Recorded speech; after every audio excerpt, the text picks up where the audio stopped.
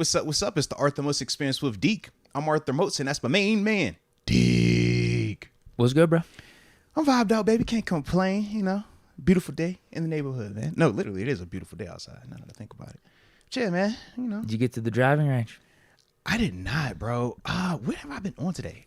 I've been doing some of everything, now that I think about it. Yeah, a lot of busy, like, odds and end type stuff, but no play just yet. Yeah, and I think I'm going to miss my window because it's supposed to get back like crazy weather again, I think, over the weekend. So that's what I heard. Yeah, Not too man. bad, though. This has been a great winter. It has not been that bad at all. Oh, no, I'm with you, man. Hey. In terms of snow, Yeah. I don't think I had to shovel snow at all throughout this winter. It's been pretty mild. No, it's been a vibe, bro. And that's what I want. I've told you this before. Once we hit New Year's, once football season's over, give me the warmest weather possible. And today was a big gift for that. I think I'm going to hit the range later, actually. Started my golf game. Yeah, my buddies, everyone's texting. We got a little golf group message right now. Everyone's gearing up. My one buddy already hit 18 holes today. Like, it's like, bro, you got to chill. You got to chill, bro. Head first in this thing, Like, you bro. got to chill. He's, like, really trying to get a leg up on all of us right now. Yeah. Chill, bro. Come on. 18 already. I already hit 18 today. I love it. Now, that's the thing that I am going to start doing more of, though. Instead of me always, like, saying I got to, like, book a tee time and schedule something, like, man, if I got me an hour, 2 hours, man, let me just pull up and go get me some swings in. That's the vibe I'm going to be on, man. Get some swings. Yeah, man. Work on the short game maybe a little bit. Yeah. I always kept thinking of, like, yo, it has to be a big production when I go golfing. It's like, nah, it ain't got to be all that. I could just go up that thing, quick little in and out, man, and get it done. So, Absolutely. Yeah, so it's been good, man. It's been a vibe. I'm trying to think, man. Yeah, everything else been good, man. Yeah.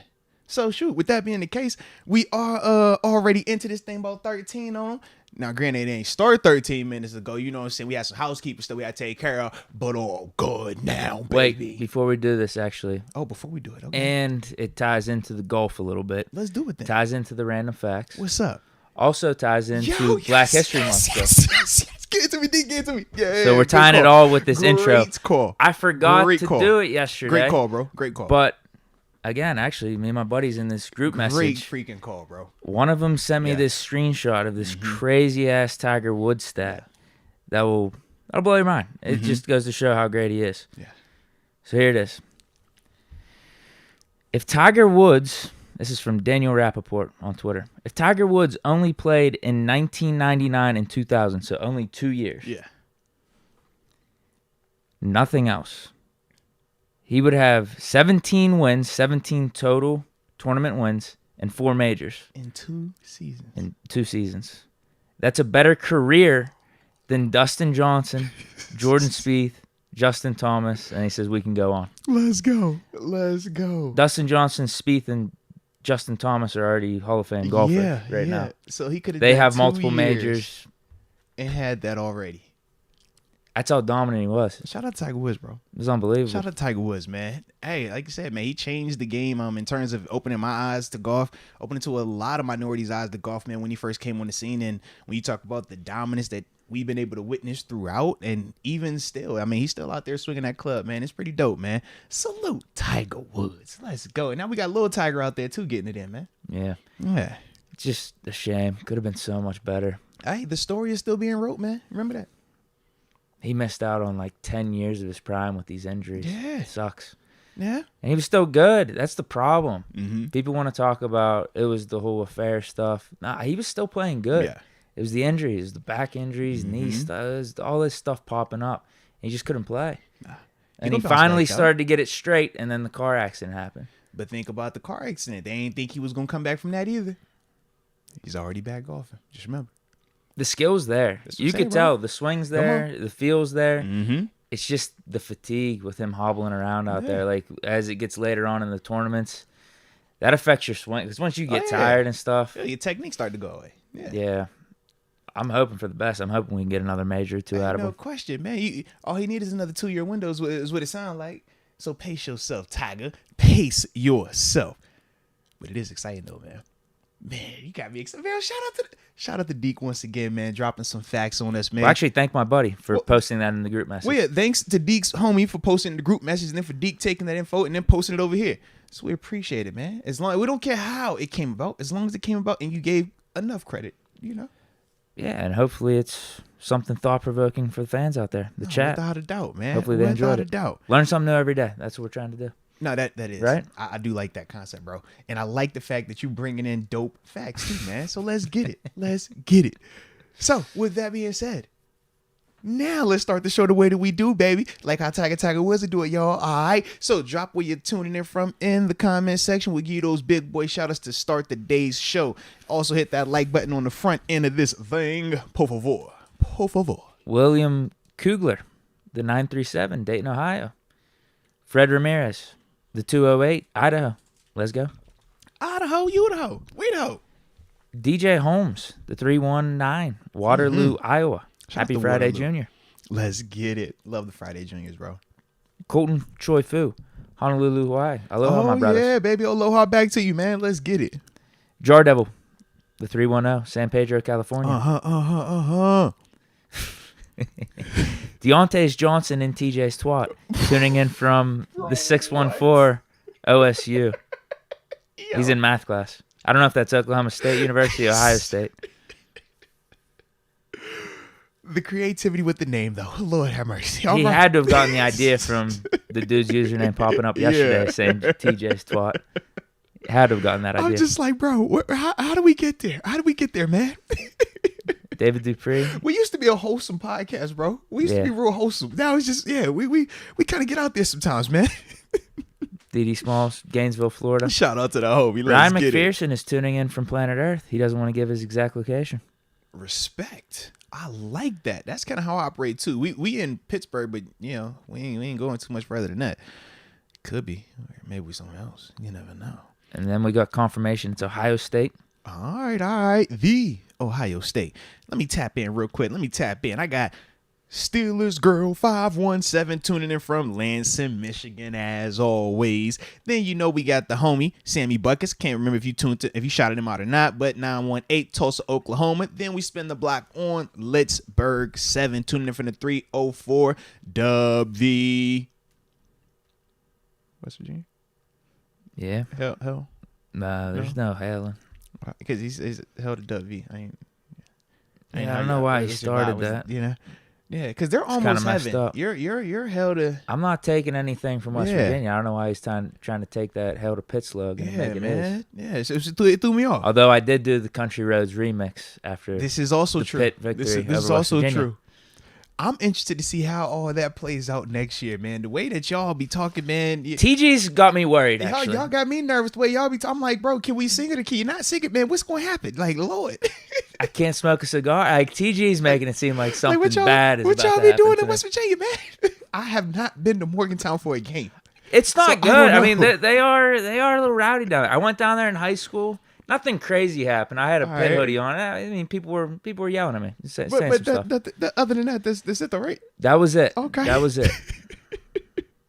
I was with a large pit crew. Like, we went down on a bus. I see. I was deep there. For Yeah. So, I mean, TG's making it seem like. I know, man. Yeah, I mean, nervous. Like, he does too. I'm like, I don't know. What is he talking about? Is it World War III if y'all start Country Road? Like, dang, man. If you sweet Caroline, like, Lord, y'all gonna shoot the place. So what's finna happen here, man? I was definitely getting a little concerned.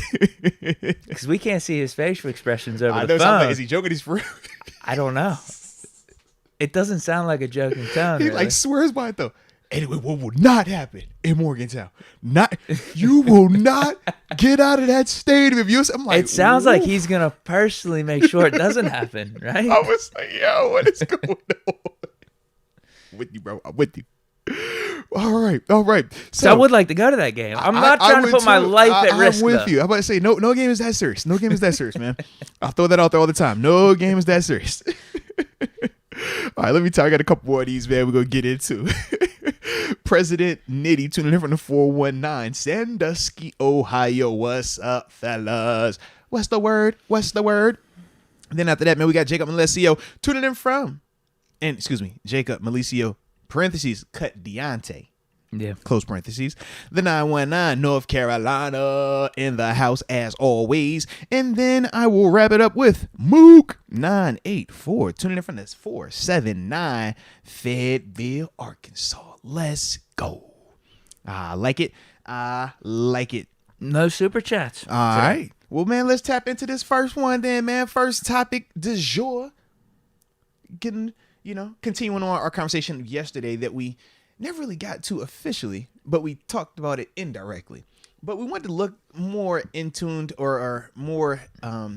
this free agent linebacker market, inside linebacker market specifically, because we know that we're going to have to do something in there, whether it be drafting, bringing personnel in, or hitting the free agency market, bringing personnel in. And we'll, as we go through this first topic, talk a little bit more about what we're looking for. I mean, if we're trying to go with a higher end option, we got some of those on the table. But maybe we're trying to go for a little bit of a middle option, or maybe you're just trying to bring in a depth guy. But either way, man, we're going to talk about all of those things. So let's tap in. So we actually got a new addition to the free agency market in the linebacker room because of yesterday. But just to give you a quick recap, Zach Cunningham just became available to the unrestricted free agent market once he was released with the Tennessee Titans. I think it was him, Taylor Lewan, and Randy Bullock. Shout out to Randy, Robert man. Woods too. Wood, that's my other dude. Shout out to Woody, man. Absolutely.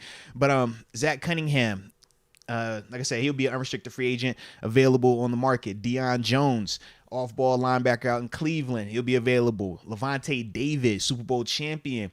Devin Bush, we know Devin, but he'll be an unrestricted guy as well. Anthony Walker Jr., the linebacker out in Cleveland. Tyler Matakavich, a.k.a. Dirty Red. Shout out to Red. They kind of got him high on the list. They low-key do, though. He's in, the top 10? Yeah. But it's that per, I think it's that salary we was getting per year. He was getting paid a significant amount. Yeah, he got the Derek White contract. Yeah. Now, Uh-huh. Derek Watt did contribute this last year. Uh-huh. But we know Matakavich's role. Yeah. Like it's you're bringing in a special teams ace. And he's been doing that the whole time up there. They love Yeah, because he's not playing inside linebacker for him. That's why it's just funny seeing all these other names. I'm like, this dude only plays special teams. He's getting paid like out of this inside linebacker free agent class, you top would think 10 he was money. Top 10, yeah. That's the funny part, though. If you don't know, you look up here and be like, bro, right. I think we got one, bro. Say you're a fan of another team and you're like, hey, we're looking for inside linebackers, and you're really not watching or paying that much attention. Hey, why not this Tyler Matakavich guy? Yeah. He's not the guy that's going to get paid the highest, but it seems like he got paid reasonable, so he must be good. He got to be decent, bro. He can play. He can come in there, start for us. Doesn't play inside linebacker. Yeah, shout out to my dog Red though, man. But now the other linebacker up there that does play a lot, Tremaine Edmonds, obviously unrestricted. Denzel Perryman, Corey Littleton. Shout out to TG killed me with that one yesterday. Lord have mercy. Caught a stray. Corey Littleton. Oh man, no, I'm just like, how Corey catch that stray of all strays? Like, dang. Alex Anzalone, I was a fan of him. I kind of like this game a little bit, slightly, not a ton, but just enough for the preseason. Let's see who else, man. Wait for the preseason. Remember the preseason matchup? What was that? 2 years ago? Oh well, we played him last year. We might have played him 2 years ago we played too. Him 2 years because it was the game when it was regular season. It was when Mason started. Oh yeah, I think it was that one. Yeah, but he was one of their guys. I was like, man, because it was him and Davis. And I was like, oh, man, this dude, Anzalone, kind of all right, make range a little bit. Yeah. All right. Quan Alexander, Raquan McMillan, Jayon Brown, Jared Davis, John Bostic, formerly of this parish. And yeah, man. So when I think of these LBs, man, off the top of my head, when I prioritize them, Tremaine Edmonds is my priority number one. But he's my priority number one for a couple of reasons. When you talk about the fit, I think he fits what we do here. In terms of you can cover him up or you can leave him uncovered. He's still going to be able to, disengage off of blockers, stack, shed, make plays. Some of the things we talk about our inside linebackers struggling with at times, being a little undersized or not being just big, strong, backers.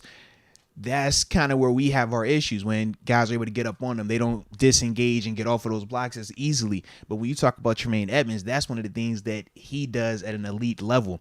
But he also is very athletic in the sense that, man, he zone dropped a ton in Buffalo.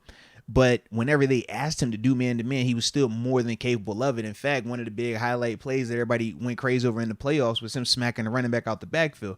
finally had him in man-to-man where he was able to just say, all right, that's my guy. Let me show you how big and fast I can run. But at the same time, be under control and make some plays like that. I think that he's one of those guys that is always going to cost the most. Right. But when you talk about what you're getting with him, you're getting a guy that's a perennial 100-plus tackle guy, a guy that's going to be your surefire Mike linebacker and just settle the inside of that defense, especially against the run. So like I said, for me, I'd look at him as that high-end, just super dope. We know what we're getting, but it's going to cost. Then from there, man, when I think of, because like I said, I had like a top 3.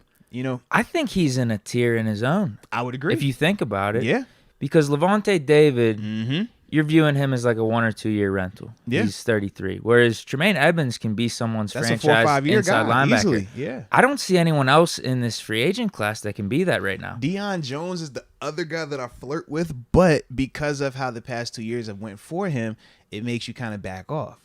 If you got the version that was in Atlanta those first couple of years, you're looking at that saying he could be that. For sure. But since the trade in that last year in Cleveland, it hasn't looked like that. It hasn't been as productive as that. And there really isn't like a telltale in terms of like why.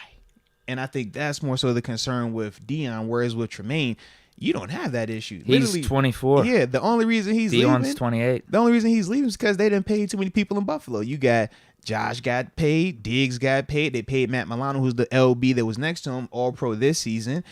Then you got Tre'Davious White that got paid, and then you still had your safeties getting checks in terms of Micah Hyde and Jordan Poyer. So it was just a lot of money that's going around there. And now it's his turn to get a check. They ain't got enough to, cut it. It just happened. happens. It's part of the league, man. Absolutely. It's So, yeah. happened countless times with us, with receivers, like a Mike Wallace or Emmanuel prime Sanders. example, yeah. Don't want to lose him, but we got to pay other guys. Yeah. And it's more so that. So, like, I agree with you. Yeah, he's definitely in his own tier, and that's why I definitely had him as, like, my clear number 1. But he's earned it. You know what I mean? So There's consequences for it. You're it's going to have to pay more for him. Right. You know what it's going to, you know what it is, but that's going to be pricey. Now, how pricey, we'll see. But the thing is, it's going to hit the open market. So that's the dicey part. When it's the open market, that bidding war can happen, and it can turn crazy in a hurry. So especially if he is in his own tier. Yeah. If someone needs an inside line. If there's 3 or 4 teams that really want a solid inside linebacker. If you feel like Staple all I'm missing, guy for if you the feel next like that's 3, all 4 I'm years. missing, that's the guy. Someone might overpay him. If you feel like that's all you're missing, he will be your Because guy. there's no one else. I mean, you could get I think there are some other options here, but if you're looking for a guy for the next 3-4 years, Yeah. I think he's the only guy that you could really hang your hat on. Yeah. To me, I look at, in terms of long-term options, Tremaine Edmonds, number 1. Deion, like I said, I flirt with, but I need to see that. I need to, like, talk to it, see it run around potentially. Levante, like you said, man, that's a 2 to 3 year rental. I think 2 years, and then he might retire. Still good value. Yeah. Like, Levante has his own market, if that makes sense as well. Like, Tremaine is on his own tier because of how dominant he is and how good he is, but also what he's going to cost. I feel like Levante has his own market because of, he's just as talented to do certain things that a Tremaine can do, that a Deion Jones can do, but doesn't necessarily have the injury history, doesn't have the drop-off in productivity, isn't as young as a Tremaine, isn't going to cost necessarily as much as a Tremaine, but he's still not going to be cheap either.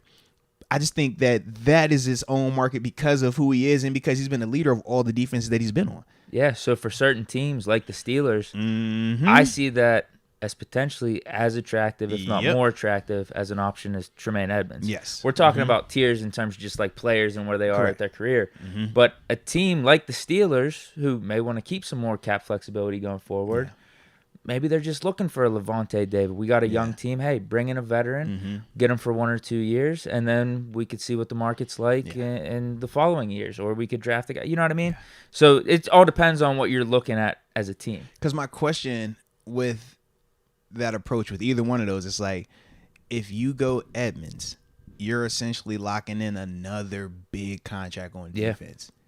Now, if you're the Bears or one of the other teams that have a ton of cap space, you get away with it. Yeah, but I'm like, for us, it's like, that's a lot of resources on that side of the ball. 100%.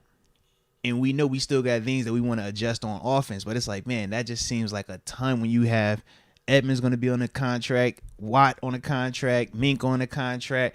If we re-sign in Cam Sutton, he'll be on a new deal. Highsmith is up. He's going to get getting ready to get new money. We got to see what we're going to do with Cam. It's just like, it's a lot of money over there. Whereas I think of like a Levante, and I'm like, is that kind of like the best of both worlds, so to speak, where we still feel like we got a significant upgrade. We still feel extremely confident, but maybe for like half the price.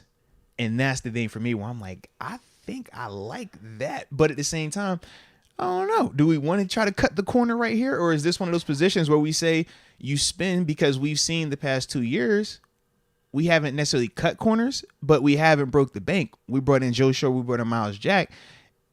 And to varying degrees of success, we still are back here kind of like, man, we still feel like we want to do something in this room right now. Okay, so here's the question. I think Levante David is better than like a Schobert or like the Avery Williamson options for sure. It's crazy too, bro. I forgot. Where do you think he stands versus Tremaine Edmonds for 1 year for 2023? 1 year, I think he matches it. I think Tremaine still be the better player at the end of the season, but I think Levante, you wouldn't be hurting. I don't think if you had Levante for 1 season and Tremaine is over there for 1 season, I don't think you look at Levante and you're like, dang, bro, like why do we do this? I think we'll still feel good. We just know. I think we'll be pumped. We have the cap flexibility next offseason. That's the thing. So it's like you look at it as you have the cap flexibility, but I kind of look at it like you're gonna have the cap flexibility, which is a positive, but I think I'm gonna have to replace this dude within a year or two. And that's like my negative with it. Whereas with Tremaine, I'm not going to have the flexibility, but now I don't have to worry about this position for the next 4 or 5 years. And Tremaine will just be the guy, and we'll probably move on from Miles Jack then. I just don't think it's wise to be paying 2 dudes close to that $10 million range. I would agree, in terms of inside linebackers. I definitely would agree. Yeah, and it's weird, man, because like I said, Levante is definitely the more accomplished, the more proven, the more career production and all that, but Edmonds is coming into his prime. You know what I mean? And it's just like you're looking at a guy who's on the back end, whereas a guy that's tapping in with freakish athletic traits, and you say, can it it's already developing, but what else can this grow into potentially? Whereas with Levante, we kind of already know what it is, but we feel great about what it is. Sure. But it's at the end of the road. I mean, it's 33. That's a good point with Edmonds. You're maybe still paying for some upside. Yeah. So it's like you got all of that because of how young he is. I mean, he came in the league, he was young. He was like 20. Yeah. So I'm with you. Those would probably be our top 2 options. Yeah. If we're looking for significant. And we're not worried. Let's just say we're not worried about money as much. So I looked at it like this, right? I said, if I was going to surefire fix this position, those are the 2 guys to me. Right. Edmonds is the one that's going to cost the most, so it's going to have more of a long-term effect on it. Levante is the short-term Band-Aid. But I think both of those guys are the definitive. If we're trying to upgrade that specific position, those are the guys I look to. Because that's the other question. Do we feel like we need to surefire upgrade it right now? Yeah. I think we could roll in with the Mark Robinson, Spillane, and Miles Jack next year. But if that is the Steelers' focus, so like that's kind of, you almost have to go in with that premise or the hypothetical into this conversation. And then you ask yourself, okay, how much money do you want to spend? How big of a contract do you want to give these dudes? And, Tremaine Edmonds, he's probably going to be looking for a 3 or 4 year deal. Levante David, you probably get him for 1 or 2. And probably a cheaper per year amount with him. So I don't know. I go back and forth with that. You could probably sell me on either. I guess that's my question. Is inside linebacker position that you feel we can cut corners on? Based on the guys that we've had out there throughout the past couple of seasons. Because I've noticed how we haven't had the same starting linebackers for 2 years in a row yet. You realize that? I kind of got the TG mentality with this of, like, if we do stick with the guys we have, Mark Robinson, bring back Spillane, I think Robinson will be good. I think he'll be solid for us. I think it'll be better. I think last year was better than what it was in 2020, or even if we want to just say over the last, several years. I think Robinson would do the job. I don't cut corner. We're talking about him potentially getting 100 tackles if he does play every down. Right. And he'd be the second guy to Miles Jack. I look at it like this, though. What I mean by cut corners is this. We're fans of Mark Robinson. So everything we project is positive. if you were not a fan of Mark Robinson and we're just simply looking at Mark Robinson, Tremaine Edmonds, and Levante David, if you were to say, hey, man, let me sell you on Mark Robinson, that's going to look like you're cutting a corner. Now, not saying that it can't develop, not saying that it couldn't be this, but when you just simply look at it in the context of these are the other options, you can draft something in the second and third, right? Those type of options. And we're like, hey, you know what? Now we're going to roll with Mark Robinson potentially being a 100-plus tackle guy. That's the we're going to cut the corner and hope that it works out. But when you cut the corner, you're cutting it for a reason. So it's a lot more risky. That's the only part of it. Yeah, it's tough because we still have Miles Jack. I don't think we're cutting the corner with him. I think he's a really solid linebacker. Yeah. You know, but top 15, healthy, top though, right? 10, whatever. Because down the stretch, that was the issue with him, was the health part of it. Sure. Yeah. I think from a team building standpoint, if you are going to pick the position to cut corner, I think it is inside linebacker. Okay. I feel like you want to have a strong defensive line, like TG was saying with Corey Littleton. Like if you have an Aaron Donald or a really stout defensive line up front, you can get away with maybe some average inside linebacker play. Philly, as long as you're willing to hit. Hey, about to say, if you could win up front, man, it makes everybody's life a lot easier. Yeah, those dudes in Philly. Yeah, we talked about those guys, they're going to make some money now just because they were on Philly's defense. Because you playing behind But I feel like they're average linebackers in reality. When you play behind a front that can get off, that can keep you free, that can make plays on their own, as a linebacker, man, that's what you dream of. That's like having that's Andy Dalton throwing it to AJ Green all the time. Where it's like, yo, you don't have to even read it, just literally jump ball. Like when you got a front like that, it's just tackling practice. It's like, bro, I know I'm gonna be clean. Even if I read it wrong, I just gotta watch this running back. Because nobody's gonna get to me. It's a great feeling. Some of these dudes do be benefiting from that, man. Yeah, I think I'd prioritize D-line, edge, however you want to phrase it. In terms of like where you want to spin. Yeah, that and corners. Corners are second to now. We got it on Minka, but like if we got a Jalen Ramsey, hey, that makes more sense to me than signing Tremaine Edmonds to a big deal. Okay. Now I like that then. What do you think? You're a linebacker guy. Well, I go back and forth. Because I say, who's going to cost more, Jalen Ramsey or Tremaine Edmonds? It's going to be Ramsey. Yeah. I don't think by that much, though. But not by that much, but we're also going to spend and we're going to have to trade for it. So what else are we giving up for? Whereas with Edmonds, I'm just spending. I'm not giving up anything else with it. So I think of that whole dynamic. I think of who has the longer shelf life. And if it were to go bad between either one, who is it more likely to go bad with sooner, as we talked about? Corner is a harder position to age out of, but we also talked about how he has that potential to age from corner to safety. So I kind of like go back and forth with that. But right now, when I think of this roster, I say, it really depends on what we want to do with this draft. Because if we're drafting a corner early, then I'm not worried about per se going out to get a Ramsey. I feel like I got to get me a linebacker. Yeah.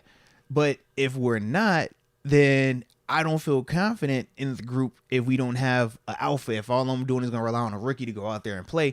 Because as we've seen with rookies, man, it could be hit or miss. Some of rookies come out there and play great year one, fall off a cliff year two. Some guys struggle in year one and look great year two. But you just never know what you're going to get with those type of guys.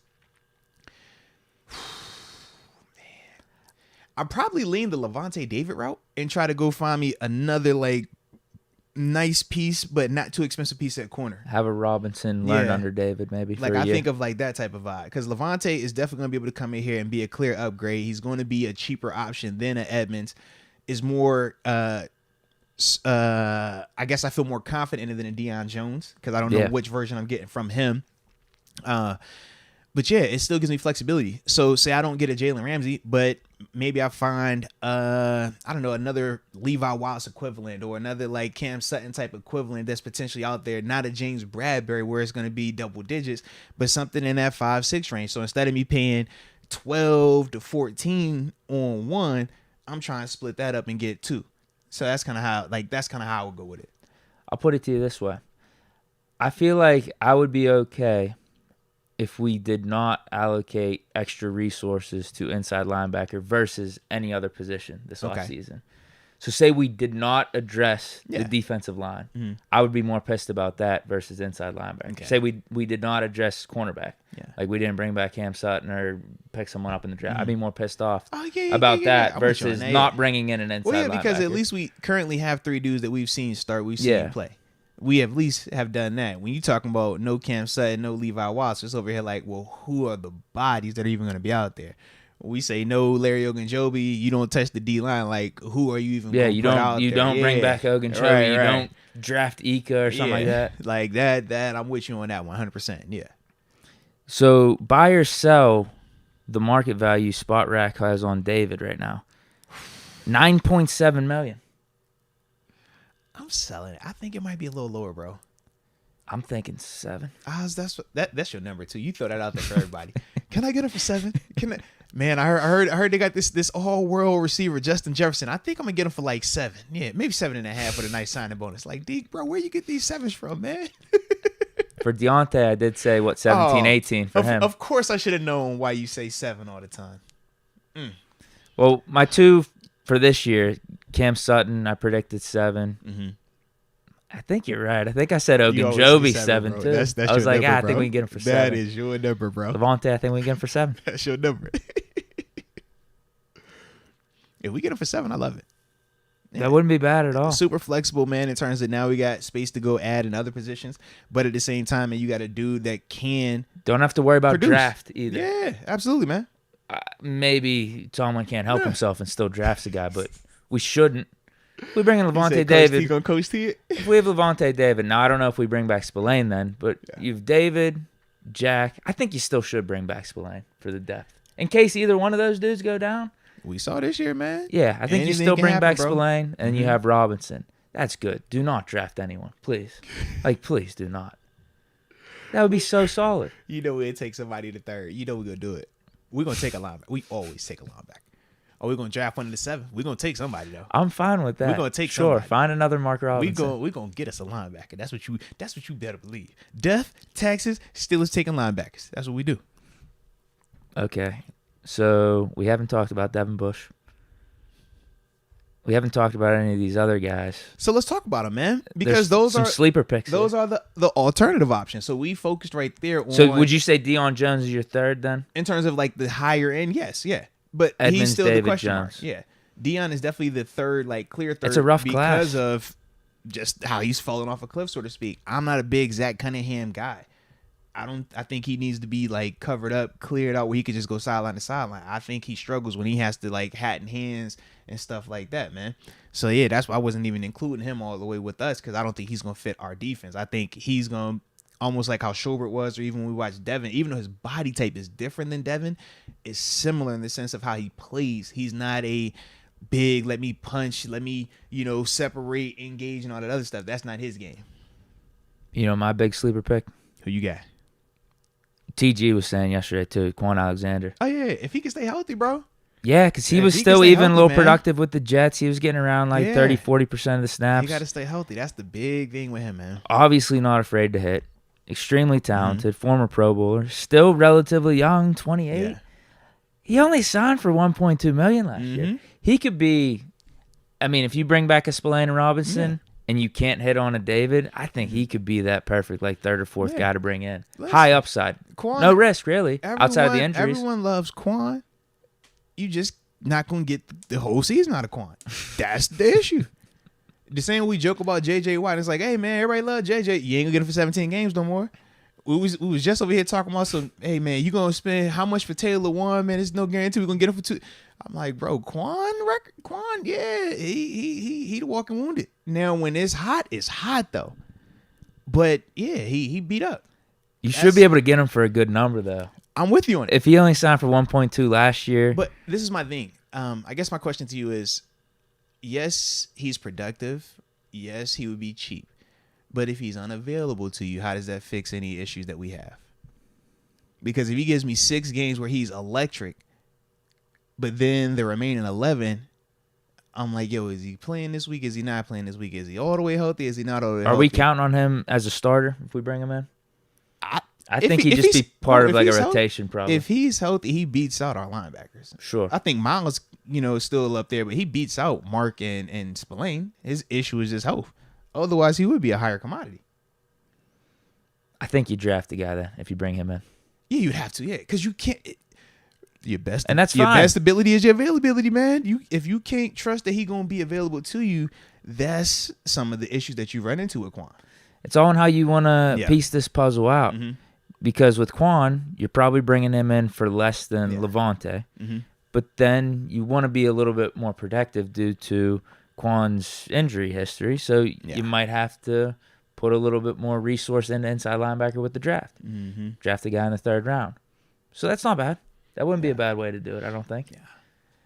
Total cap hit if you combine those two linebackers is probably like $4 or $5 million then. Like when I think of that next tier of like how could we go about improving the inside linebacker room, Quan to me is at the top of that. Because like I think he fits what we would want more than a Denzel Perriman. Yeah, I'd have him at 4. That's what I'm saying. I'd have him after Deion Jones, maybe even tied with him. I feel like he fits a ton of what we would be looking for. But the big thing is, how healthy can he be? But if you can get him for a contract of like $2 million, I feel like it's a no-brainer. Yes and no, though. Like we look at $2 million, it's like, oh yeah, if we have him for $2 million, it's cool. But if the $2 million is just sitting there for 10 weeks and it's not playing, all you're doing is wasting $2 million. I mean, great for Quan, but how's that helping you? That's my thing. So he did make it through the Jets season. Yeah. I think it was like 80 or 90% of the games. Mm-hmm. But they must have had him on a pitch count or something. Because he wasn't healthy. I was looking at his snap counts. It was between 30 and 50% most of the times. Yeah. Oh, so he was banged up throughout the year? Bro, like, that's when you watch him, bro. Like, he will be out there, but he's still not. Miles Jack, the end of the season. Okay. Miles Jack played every game for us, right? He missed, 2 or 3 games? But was Miles Jack healthy the second half of the season? He started getting those snap counts and pitch counts later on. But he played every game, right? Started every game, had tackles. But we all knew, was he healthy? Nah. That's what you run into a little bit. Okay. You know what I mean? So it's like, Miles was still a good player, but was it healthy? Was it what we were seeing in the first half of the season when he was like, good. When he was all the way healthy, bro, he was killing folk out there. On pace to set the Steelers' tackle record. But once it broke down, that's what you deal with. That's when you watch Quan is similar, not to the same extent because their styles are a little bit different. Quan, like you talk about, is just aggressive. Like he's a batter around when he plays, but he plays it violent. Like you love it. It's exciting, but it breaks him down, man. I see. So that's why it's like, even how about a mil? I mean, a mil you could just a mil you could just do it and just have him sit there. Even 2. I mean, hope 2. it worked, man. Listen, I would love it as long as he stay healthy. I would just burn 2 for him. I would. If he stay healthy, I'm down for it, bro. Because if you can get it for $2 million and we pairing that with Miles, bro, I feel I'm good. We're good. We good. But what I don't want is we relying on it, and after the buy hit, it fall off. And I'm just like, dang, now it's like, is it the growing pandemic? Is it the hammy pandemic? Is it the quad pandemic? Which one we on this week, you know? It's almost like 2020 where our inside linebacker room looked so good. Yep. Devin Bush got the ACL. Spillane came in. Spillane was looking awesome. Then he got hurt. Then we had to bring in Avery Williamson, and it was just so decimated. And then we got House for how many yards against the Browns in the wild card in the running game. I see what you're saying. It could be dangerous. But I like it, though, because it is productive when it is healthy. The problem is the health, though. But that's also why he's not getting paid like that right now either. Do you have any other sleeper options? The return?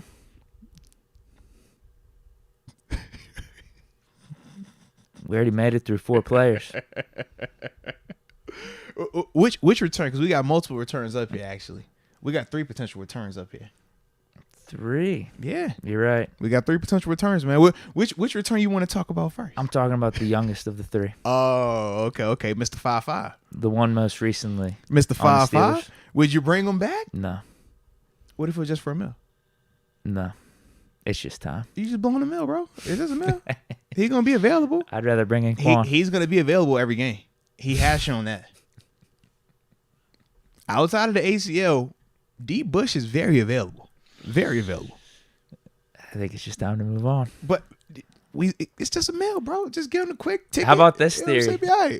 We brought in Aaron Curry because he's a former player. Uh-huh. Remember Devin Bush's tweet during that Jaguars playoff game? I want to coach that played in the league, bro. That could work. 2 top 10 picks. They could relate to each other. Questionable careers. Yeah. All right. All due respect, but yeah, man. Yeah, Devin Bush is at the same point as Aaron Curry was when Aaron Curry got bounced from the league. Think about it. So maybe Curry could be like, all right, don't go down this path. Let me set you straight. And get a few more years out of you. Listen, the comment, remember when Devin Bush said, it doesn't matter if I'm back or not, I'm going to be playing somewhere else. Because I'm first round draft. I'm going to be playing somewhere else. Aaron could be like, hey, I thought the same thing. That is not how it works out, though. He did. He went to the Raiders, but then he was gone real quick. So maybe he could like coach him up like, listen, man, I know you feel like you can't get up out this league. Buy or sell his market value. 3. I'll sell. You think it's higher? No, I think it's lower potentially. Whoa. Yeah, it's exactly a 3. Yeah, because what they're trying to say is if whatever his tag would have been, like if he was unrestricted, right, and we were going to tender him, original round tender, second round tender, or first round tender. The first round tender I think would be like 3.25 or whatever. So they're just simply saying if a team signs him, more than likely out of respect, it would be, let me give you what a regular tender would be, a 3.25, and then from there you go through it. But it wouldn't be anything guaranteed with it. It's no like, oh man, he signed for 3.25 and he got like 2.75 up front. Like it wouldn't be that. It would just simply be whatever we would have given you if you were a tender dude for your however you were coming out. Like that's all they repeating right there with that. Do you want him back?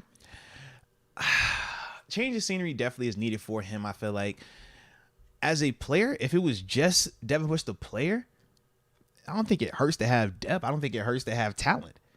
But I still don't think it wasn't that bad for us last year. That's what I'm saying. Like it was just that Ravens game, really, that stuck out. Last year was one of the better performances that we saw from him since the injury. And when you're talking about just full body of work. But the problem once again is you brought up the Ravens tape. What was the issue in that Ravens game? They were running the ball at him. You're a linebacker. Are we looking at Devin Bush and saying he's a cover linebacker? Are we looking at Devin Bush and saying that he's a blitzing linebacker? Because we could put Terrell Edmonds in his spot. Right. And he'll at least, I think he'll be a cover linebacker. He'll at least try to tackle better too, I think. Right, but that's like when you're talking about paying a guy, what does he bring? What is he doing specifically? And that's why I'm like, as a depth, sure. But I still want to see it develop more because the talent is there. Sake. You can see the talent. But that's the thing, like when you're talking about what I would pay for it, I don't want to pay a lot for that because I don't know if this is all the way man-to-man cover guy. I think it needs to be in a 4-3 defense, so I need to switch defense to see can it really produce in that. And then I also got to know, okay, man, I know you struggle playing to run this 3-4. What does it look like when you play to run in these other defenses, so to speak? So with that, that's why I don't think that market is crazy robust like that. I could be off, though. Ain't first time I've been wrong. I ain't tripping. Oh, so you don't think teams are interested, or you just think the number's not going to be that high? I think the number's not going to be that high. Like, anybody will take a flyer on a first-round draft pick 4 years removed from when he got taken. That's why first-round draft picks get the ample opportunities. But once again, that's why when we look at first-round draft picks, as players, we don't really care because it's like, bro, y'all going to get every opportunity, every fan, every media is going to give extra for you. And then you're going to come in here and you still going to get beat out by whatever. So if you want to pay for it, you could pay for it. I think a team would just simply bring it in and say, hey, you can compete with something in here. But I don't think they're going to be willing to just pay a ton for that right now. If he's smart, you take a 1-year deal somewhere, man. Yeah. I say take a 1-year deal somewhere. We've get a chance to put Detroit. some hot tape out there. Sense. Absolutely. Small market or where it's not going to be a lot of eyes on you, man. Go out there, get you some hot tape, and then come back and hit this market because he's still young. That's the other part. I just don't think he gets paid this offseason. Detroit would make sense if Anzalone hits the market and goes to a different team because I'm looking at his snap count right now. He played 1,000 snaps for the Lions, so they're going to have a vacancy. Yes, dude. Does Devin Bush fit with Dan Campbell? Dan going to get him in his grill. I would just say don't respond like, it don't matter if I don't play coach, man. I'm good either way. Don't respond like that to Dan Campbell. I don't think, But other than that, Dan, I think Dan can motivate him. I feel like he could maybe. Yeah. Like Detroit. Make it feel like it's a last chance use. Like they ain't believe in you over there, man. Chip on the shoulder. They didn't believe in me either. You got to get your name let's back. Do this together. Let's build it back up. No one will give us a chance. Like, I think that approach, but right now we just haven't seen him play as if he had something to prove. Even in a contract year, it never felt like when we talked about Bud, when Bud had that 5th year, and it's like, yo, Bud went crazy. All right, Bud on the tab, Bud going crazy. Like, we never even felt like that with Bush, and that's part of when we're talking about paying a guy. It's like, well, all right, I didn't get the productivity. What are you motivated by then? Was it being great? Maybe it wasn't that. Okay, was it finances? All right, maybe it's not that. So if it's not money, if it's not fame, what is it? Like, because now I'm starting to figure, like, that becomes an issue of I don't know how to motivate you. If I don't know how to inspire you to go out there and be your best self. Now I'm starting to ask myself, are you the guy? Are you even the right fit? Do I need to just go somewhere else? And that's why I think Pittsburgh is at in terms of moving on. But for him, I think that he definitely needs to find that part for him, man. You're right. We didn't have any of those moments like, oh, shit. Like, Contract this week, year, sign him He right going now. Crazy contract year. Let's go get him. I think the best we got was at some point mid-season. We were like, Devin Bush ain't playing bad. Like, maybe we could bring him back for like $5 million or something. But then we had the second half of the season. Then we had the Ravens game. We're like, damn. Yeah. Mark Robinson's getting more snaps. Robert Spillane's getting 100% of the snaps. But not just we're saying they're getting snaps. We were feeling productivity. Yeah. That was the other thing. We watched all. Yeah, them we saw how dudes. that second Ravens game went. We saw all them dudes and it's like, yo, production. And then we started to realize, man, how are these dudes out here so much? Let's look at Devin. And it was like, oh, he's not out here. This was going on. Yeah. That's all cause and effect, you know? Any of these other dudes you want? Because I'm with you. David, once I start getting down. Tremaine, kind of. I'm worried about the long-term deal a little bit with him. Deion Jones, flyer for After the talent. that, the market, I'm and like, Quan. I'd much rather go draft because now, like, if I'm not, and this is my mindset too, because y'all have heard me talk about the draft before, and I'm like, man, I like proven players over, the young, we don't know what we're getting out of them. That's for, like, when I'm talking starters, when I'm talking the guys that I got to depend on. I want proven productivity. When we start talking about our rotational guys, our depth guys, man, draft away. I'm like, man, I would much rather go draft me a linebacker in the second, third round time frame than going down that third tier potentially of inside linebackers saying, man, which one of these guys do we want to pay $2-3 million to? I'm like, no, I don't want to do that. I go get the cat from Clemson. Yeah, like I'm not sure if any of these guys are better than Robert Spillane. That's what I'm saying. Like I'll go get Trenton.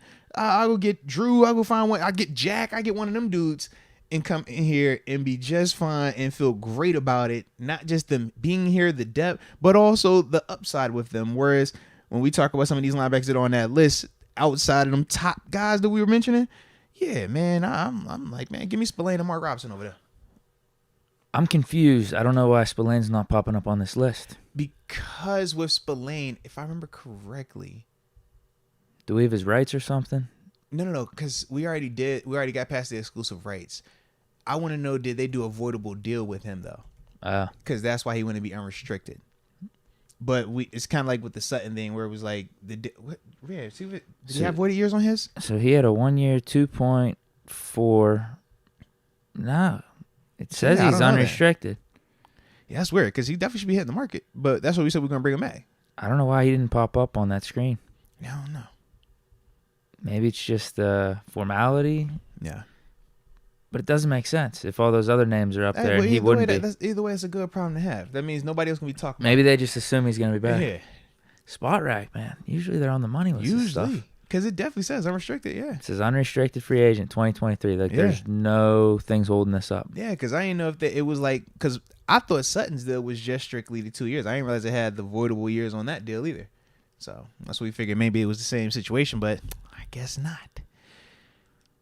So inside linebacker, I think we see it. It's just one of those top 3 or 4 guys. If you really are looking at it hard, sure. But if not, I'm good with you just going with the guys in house. Bring back Spillane, Robinson. If you want to draft the guy, fine. So yeah, I'm more like I said, I'm more concerned about the other positions, like cornerback and D-line and stuff like that. Facts. I like it there, man. I like it. So shoot, with that then, man, I think we good on the free agents. Think so, right? Feel like we are? Do we have another free agent pop up? No, I'm just looking through the chat real quick if they have any suggestions. Oh, and I meant to say too earlier, apparently, man, we keep getting people trying to scam y'all, man, trying to do giveaways and stuff like that. If y'all not hearing it live from me, okay, or if you're not getting an email from Moats winners@gmail.com, I can assure you it is not us, baby. All right, I know we've been getting that though, man. It's like, yo, these random scammers, bro. Like, why people be scamming? I mean, it's a hustle, I get it, but yo, stop the scamming, man. Stop it. Whoever you are out there scamming, stop it. Stop it. But just want to make that announcement. All right, tell a friend to tell a friend. If you don't see it from this right here, and all giveaways have either me live or some type of video popping back up, and you're gonna get an email from moatswinners@gmail.com. All right, just remember that. Okay, I got a couple comments. Ray Thomas is bringing up Tay Crowder. We signed him last year. He's wondering if he could compete as well for linebacker too. He'll be in that mix. He'll be in there. Do we have him back? Let me see. I think we signed him and just put him on practice squad. But see if he was one of the futures that we brought back. That's true too. Because we do all those like right at the beginning, but they don't ever make a headline. Looks like it. 1 year, 895,000. Yeah, that's the future. Yep. No, never mind. No? I'm not seeing anything. I'm not seeing I can anything see it from locked right in here, for yeah. 2023. Okay. So maybe he hasn't signed it yet. Looks like that just signed a 1 year deal with the Steelers. Oh, does that count from when did the Giants cut him and then we picked him up? I thought they did, but we just signed him to our practice squad. But once the season ends, we should have had to have put him on a futures contract. Maybe we did. Yeah. Let me see real quick. I'll double check. Yeah, but I say all the like practice squad guys usually get future deals like that first week of the season ending, unless they don't want him back. If they don't want him back, then they won't give him a futures deal. I'll type in reserve, see if anything pops up. I'm not seeing anything. I don't know. So maybe they didn't. Maybe they didn't pay him to come back then. Yeah, because if it's not, it would just be a reserves contract. It wouldn't be anything like robust and like that. It would just simply be a future/reserve deal because he was on the practice squad. I don't know if we could trust him. Yeah. There's a reason the Giants cut him. Well, my thing is this, man. He had some productivity early on in his career. He started a lot of games for them, actually. Yeah, I just think of it like if we're talking about going into a season or going into an off season, and we're willing to put 100% of our eggs in the Mark Robinson and Robert Spillane basket, I think any of those dudes that we're gonna bring up like that, like a Tay Crowder, are gonna be in a conversation for competing with them dudes. Like that's all.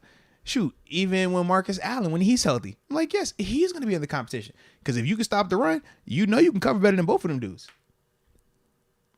But that's why we're going to figure out the best of that group.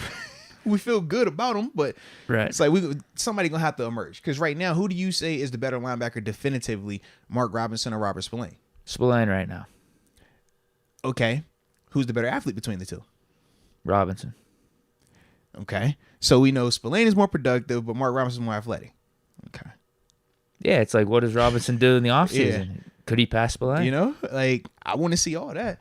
But I also want competition in that room, man. The more they got to fight it out, the better. I think if we bring back Crowder, he's the third out of that group. Yeah. I'm not banking on him at all. You're right. Compete. All right, he could be thrown in the mix for linebacker too, but I'm thinking more Robinson and Spillane. The same way you ain't thinking about Crowder, not a lot of people think about Mark Robinson either last year. 100%. Think of it when we drafted until we started Robinson, hitting people in preseason. True, but even in preseason, if we would have been like, yeah, man, he's gonna be our starter over Devin Bush. People were ready. Doing that. People were ready. All right. People were ready. You're right. I think you were ready a little bit too. No. I'm with you. Because of Devin. Because of where he was at. It was literally Devin. It was Devin. That's what it was. Yeah, was bad too. And then Devin started playing good in the regular season. Yeah, he definitely got better in the regular season. But his preseason was, he struggled a little bit. Good call. But outside of those type of factors, I think a lot of people would have been surprised if we would have been like, yo, Mark Robinson is going to be starting for us and playing significant snaps down the stretch of the season. And we're still in it, actually competing and winning games too. Not we're out of it. Let's just get the young guys in. Yeah, I think a lot of people would have been surprised by that. So once again, man, it's just like I said, we'll see what Mark Robinson does. It's also his first offseason. How do you handle it? It's your first time when you need some of those workout vids like KP. Yeah, I'm about to say, you know my rule, man.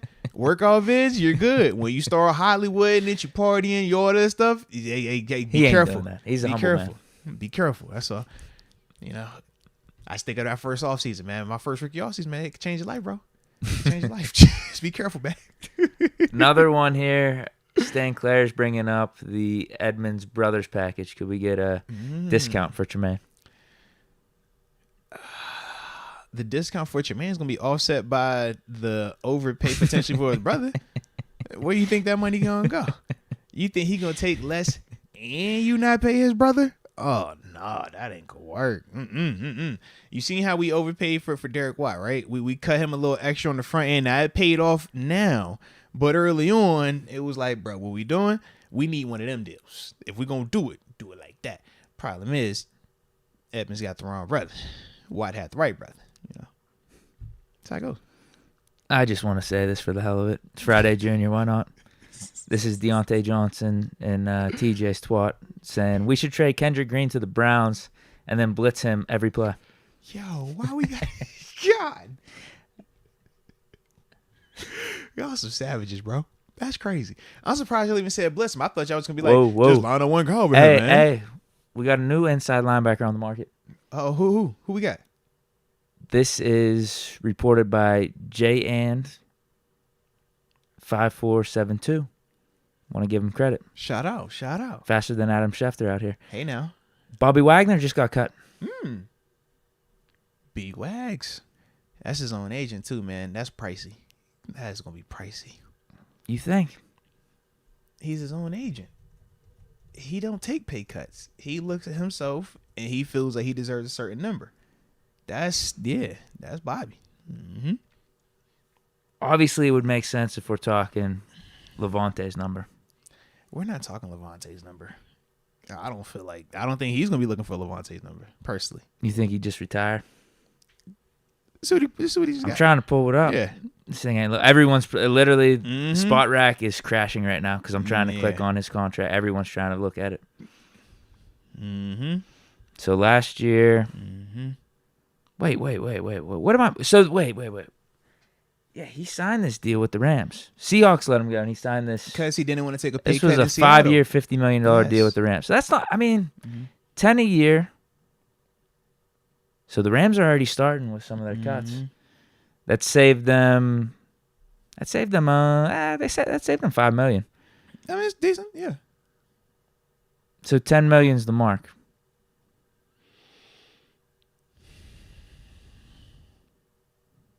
Another year older.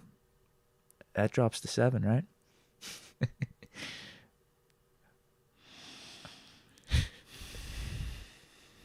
How many years is he gonna want though? I don't want him for 3 or 4 years. Like 1 year deal for Wagner. 1 for 7. 1 for 7.5. Good luck. If you could get that deal graded. Are you doing that no-brainer? You get that number? It's weird with me, man, with Bobby. Like, I like his game a ton. You think he's over the hill? We were talking about this a little last year because he was available. I know. I think he made a Pro Bowl. That's cool. We know what that means. You know how I feel about it, man. It's like, it's still productive, yes. I don't know. It might be time, though, bro. Because what's the conversation we have about, like, would you rather go and move on from a person too soon versus, like, you getting that bag and you holding it a little bit too long? I feel like it's dangerous territory with him, man, right now. I don't know. I just feel like somebody's... Still 140 tackles. He's a tackling 2 machine. picks. He's a tackling machine. 6 sacks. Tackling machine. I'm with you. And that defense was jacked up last year. He didn't even have Aaron Donald for half the time. Would you pay 10? No. Why not? 7. It's 140, man. Tackling machine. I wouldn't pay man. 10 for David. I think him and David... Give me that 7 range. Do you think Bobby Wagner and Levante David? That's what you're going with? 7-ish. Give me that range. I feel like Bobby's gonna. Based off what they've done throughout their careers, for sure, Wagner. More. But I think at this point they're at a similar spot. No, because remember what we just talked about. You was like everything that he's done as well, and you say he just came off 140. Like everything that he's done as well, and he's gonna say I also gave you 140. Yeah, man. That's gonna cost David more. did have a good year last year, though. He did.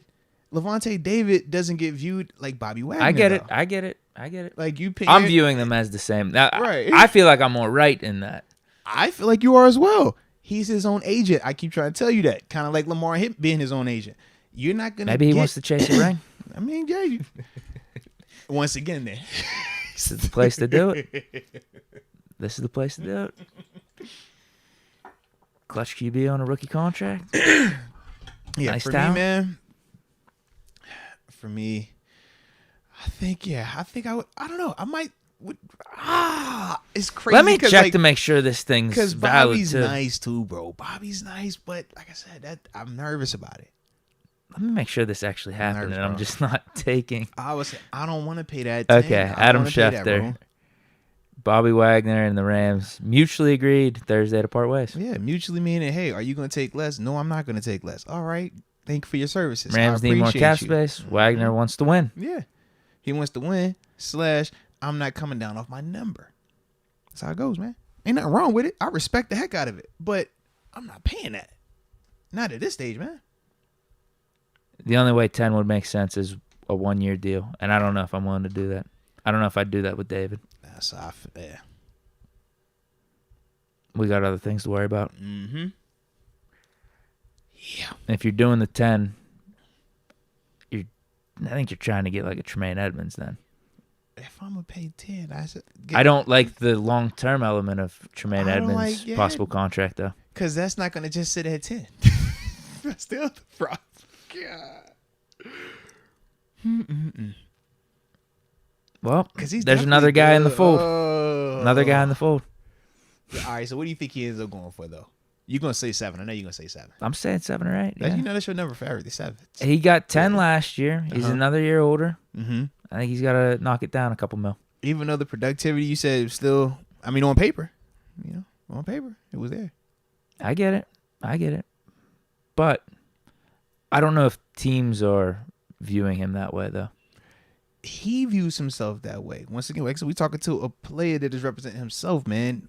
Think of how teams view running backs that, oh, wow, you had these 3 or 4 great seasons. They're like, oh, damn, you have all those hits. You have all that mileage. Yeah. What are you going to do for me this season? Yeah. I mean, I'm with it. I'm saying he ain't going for that. Though. Right. Yeah. I don't know. We'll find out. I was about to say, I don't think he's We'll going for find that out. thing right So there. wait. You're Omar Khan. 7 mil. He says, hey, man, I like what the Steelers are doing here. Let me sign a 1-year 7. What if I did 6? And we give you... How are you feeling about it? You don't even, it doesn't sound like you feel great about 6. I don't. I think that he is a dope player, but with players like Bobby, you run into history blending in with the current. You think he's becoming Ray Lewis?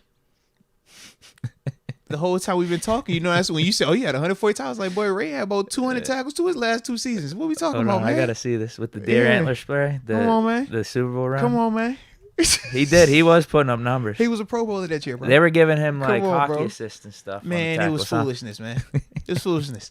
3 guys on the tackle. Ray come over there and touch the pile. Hey, number 52 on the tackle. I'm like, bro, what? Okay, so his second to last year. What happened in 2012? Oh, he actually got hurt in 2012. That's how he came back for the playoff run with the deer antlers. Yeah. 'Cause he only played 6 games in Because 2012. he blew out the bicep. Yeah. But he did have 57 tackles, so that's averaging But- like 10 and tackles a game. Check the postseason. Check his postseason run during that time. I too. will. With the deer antler. The year before that, 2011, this was his second to last year, he had 95 tackles in 12 games. Uh-huh. So that's, 8-9 Stupid. tackles a game right Uh-huh. there. Let me go to the playoffs. Very good old Ray. What do you think it is? 10 a game? Probably something foolish because I know when I'm watching, I'm like, Ray, you won't get in 10 a game. You won't get in 8 a game, bro. Was that 2012 season or 2011? I think. That was, Did he retire after that Super Bowl? yeah. One and then left, I thought. That's what I thought too. So, yeah, it would be 2012, and then they played the playoffs in 2013. Yeah. Mm-hmm.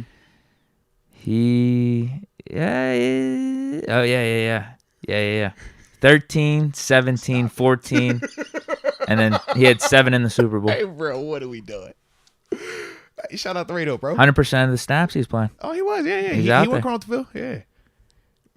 Actually, big and buck with them turf cleats on too. I was like, yo, shout out to Ray, bro. Ray don't even wear cleats anymore, man. That's how you know you big time, man. He was out there we called them the Cadillacs. It's like little little soft turf shoes. I'm like, dang, Ray, how you balling them? He was getting less tackles in 08. Seriously. 08, 09, All right. 10. He's getting marked as less tackles.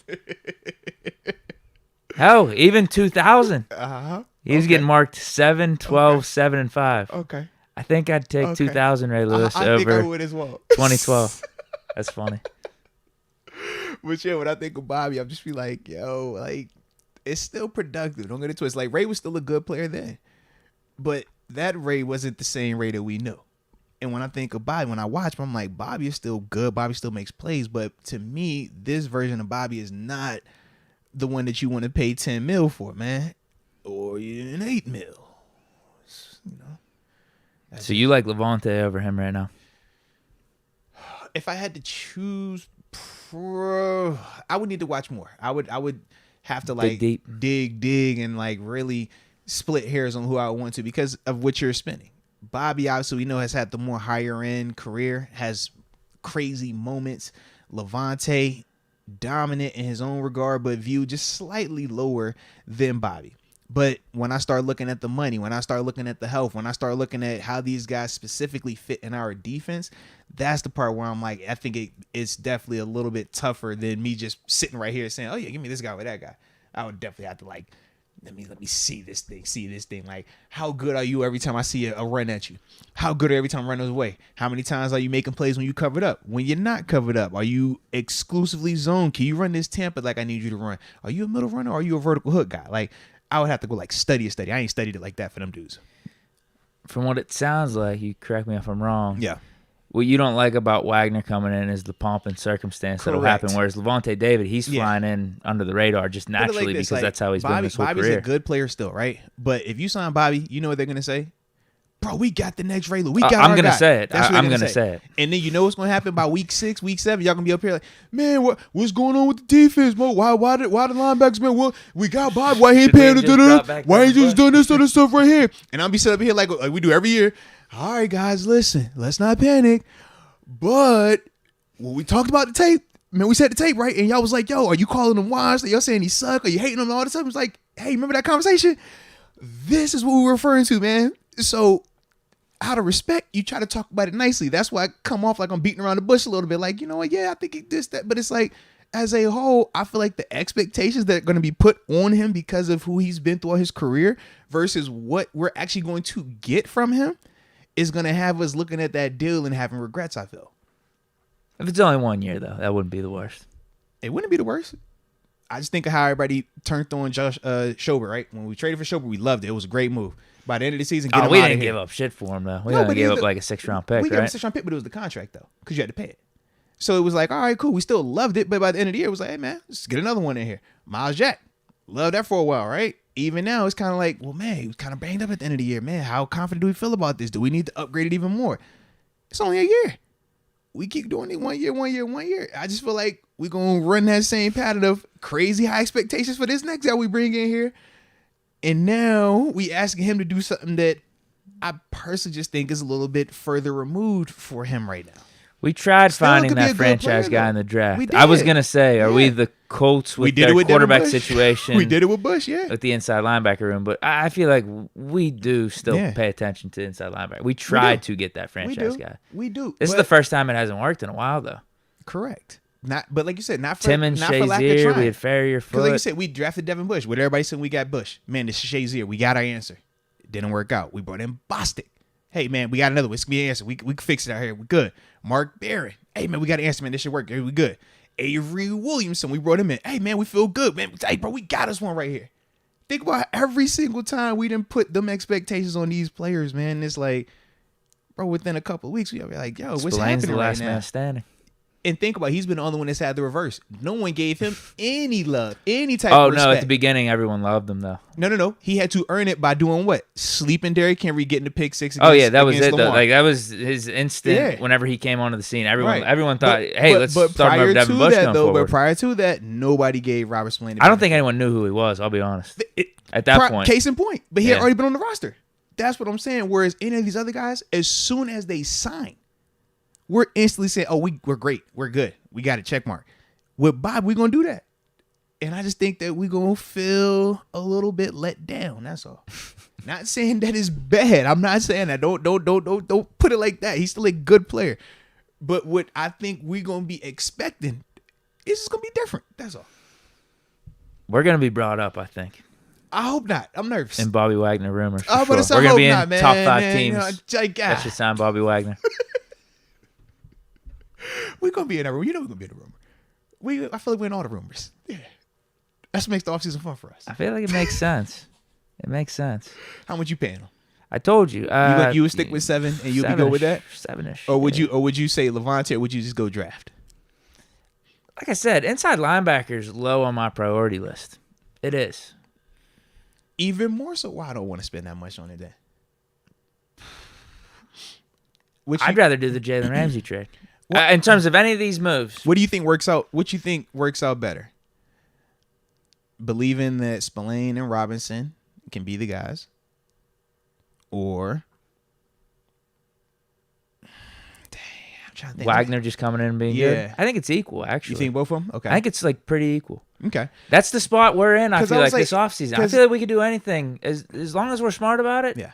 I think we'll be fine. Because I think it just depends on how confident you are in Robert Spillane and Mark Robinson. If you're confident that they can come in and truly be our guys, then you don't need to worry about Bobby Wagner or any of these other dudes. If you got any type of hesitancy, any type of questioning, though, then I think you do go out there and spend, whether it's a Bobby Wagner or whether it's a Levante David, whether it's a Tremaine Edmonds.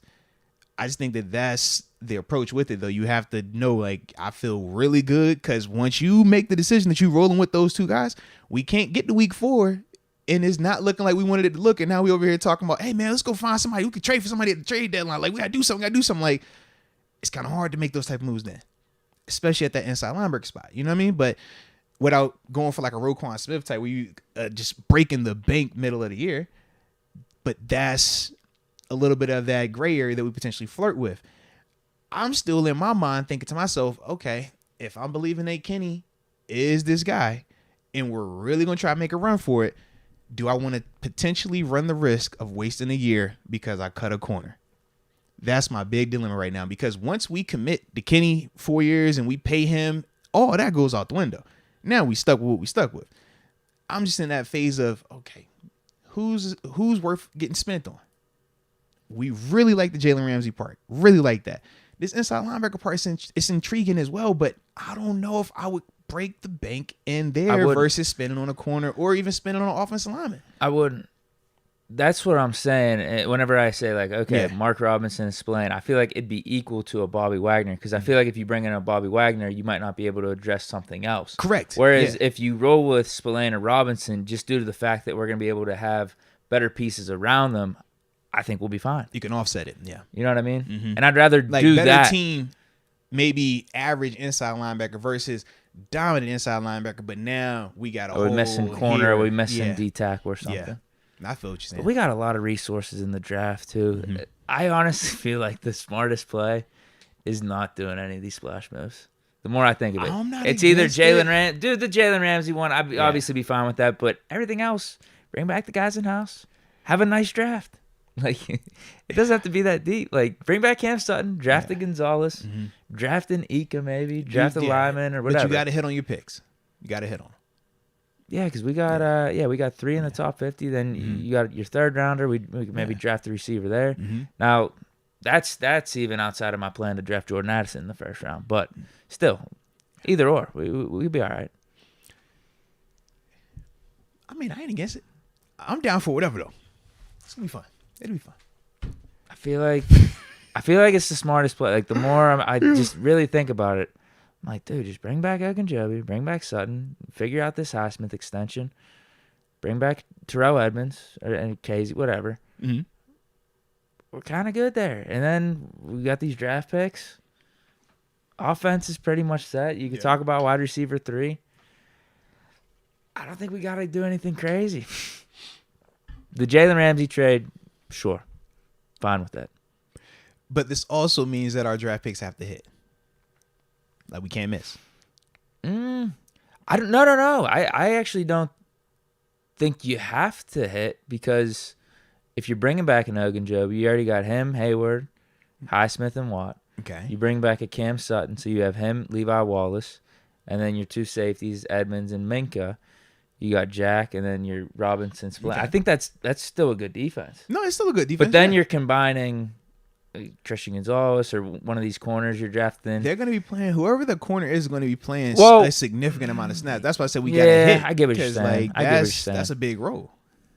Yeah, I get what you're saying. I guess what I was thinking is if it isn't working out, you could still get away with Cam Sutton and Levi Wallace on the outside. Okay. It would suck, though. You're right. If you're drafting a That's first what I'm rounder, saying, yeah. you're expecting, okay, you're going to be He's our supposed to be outside the guy. We'll Yeah. probably bump Cam Sutton on the inside maybe a little bit.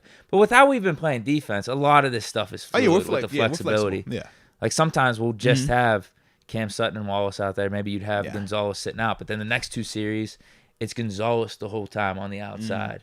And then you'd have Cam Sutton and Levi mixing and matching. And then you'd have all three out there. I think that's a smart play. I think trading for Ramsey is a smart play too. I feel like he's the one splash move that if we were going to make one, I would rather be him. Other than that, I'm with you. I'm cool with us almost just no going Mike Evans. Like it doesn't no have to be Luan. like a crazy signing. Like I'm good with just a quality veteran or a quality, like whether it's a guy that we think can come in here and push for starter minutes or a guy that's going to boost our depth. I'm cool with those. But yeah, we don't have to break the bank per se. Now, that's all my priorities. If we can get all that done and somehow we still have $5 or $6 mil just chilling there, yeah. all right, bringing in Levante David. That's cool. That's house money then. I'm completely fine with that. Or, someone brought up Nate Davis. Can we get him in here for some type of valuable deal? Just as some competition for Dotson, whatever. I mean, Dr. Larea is with you. Dr. Larea simply said, running back with the squad, all caps. Yeah. So, you know what I mean? Yeah. Like, we all in the same, because that's the thing we said even when the season ended. We said, well, we felt good about our roster. We just said we got little tweaks that we want to make, but as a whole, we feel good.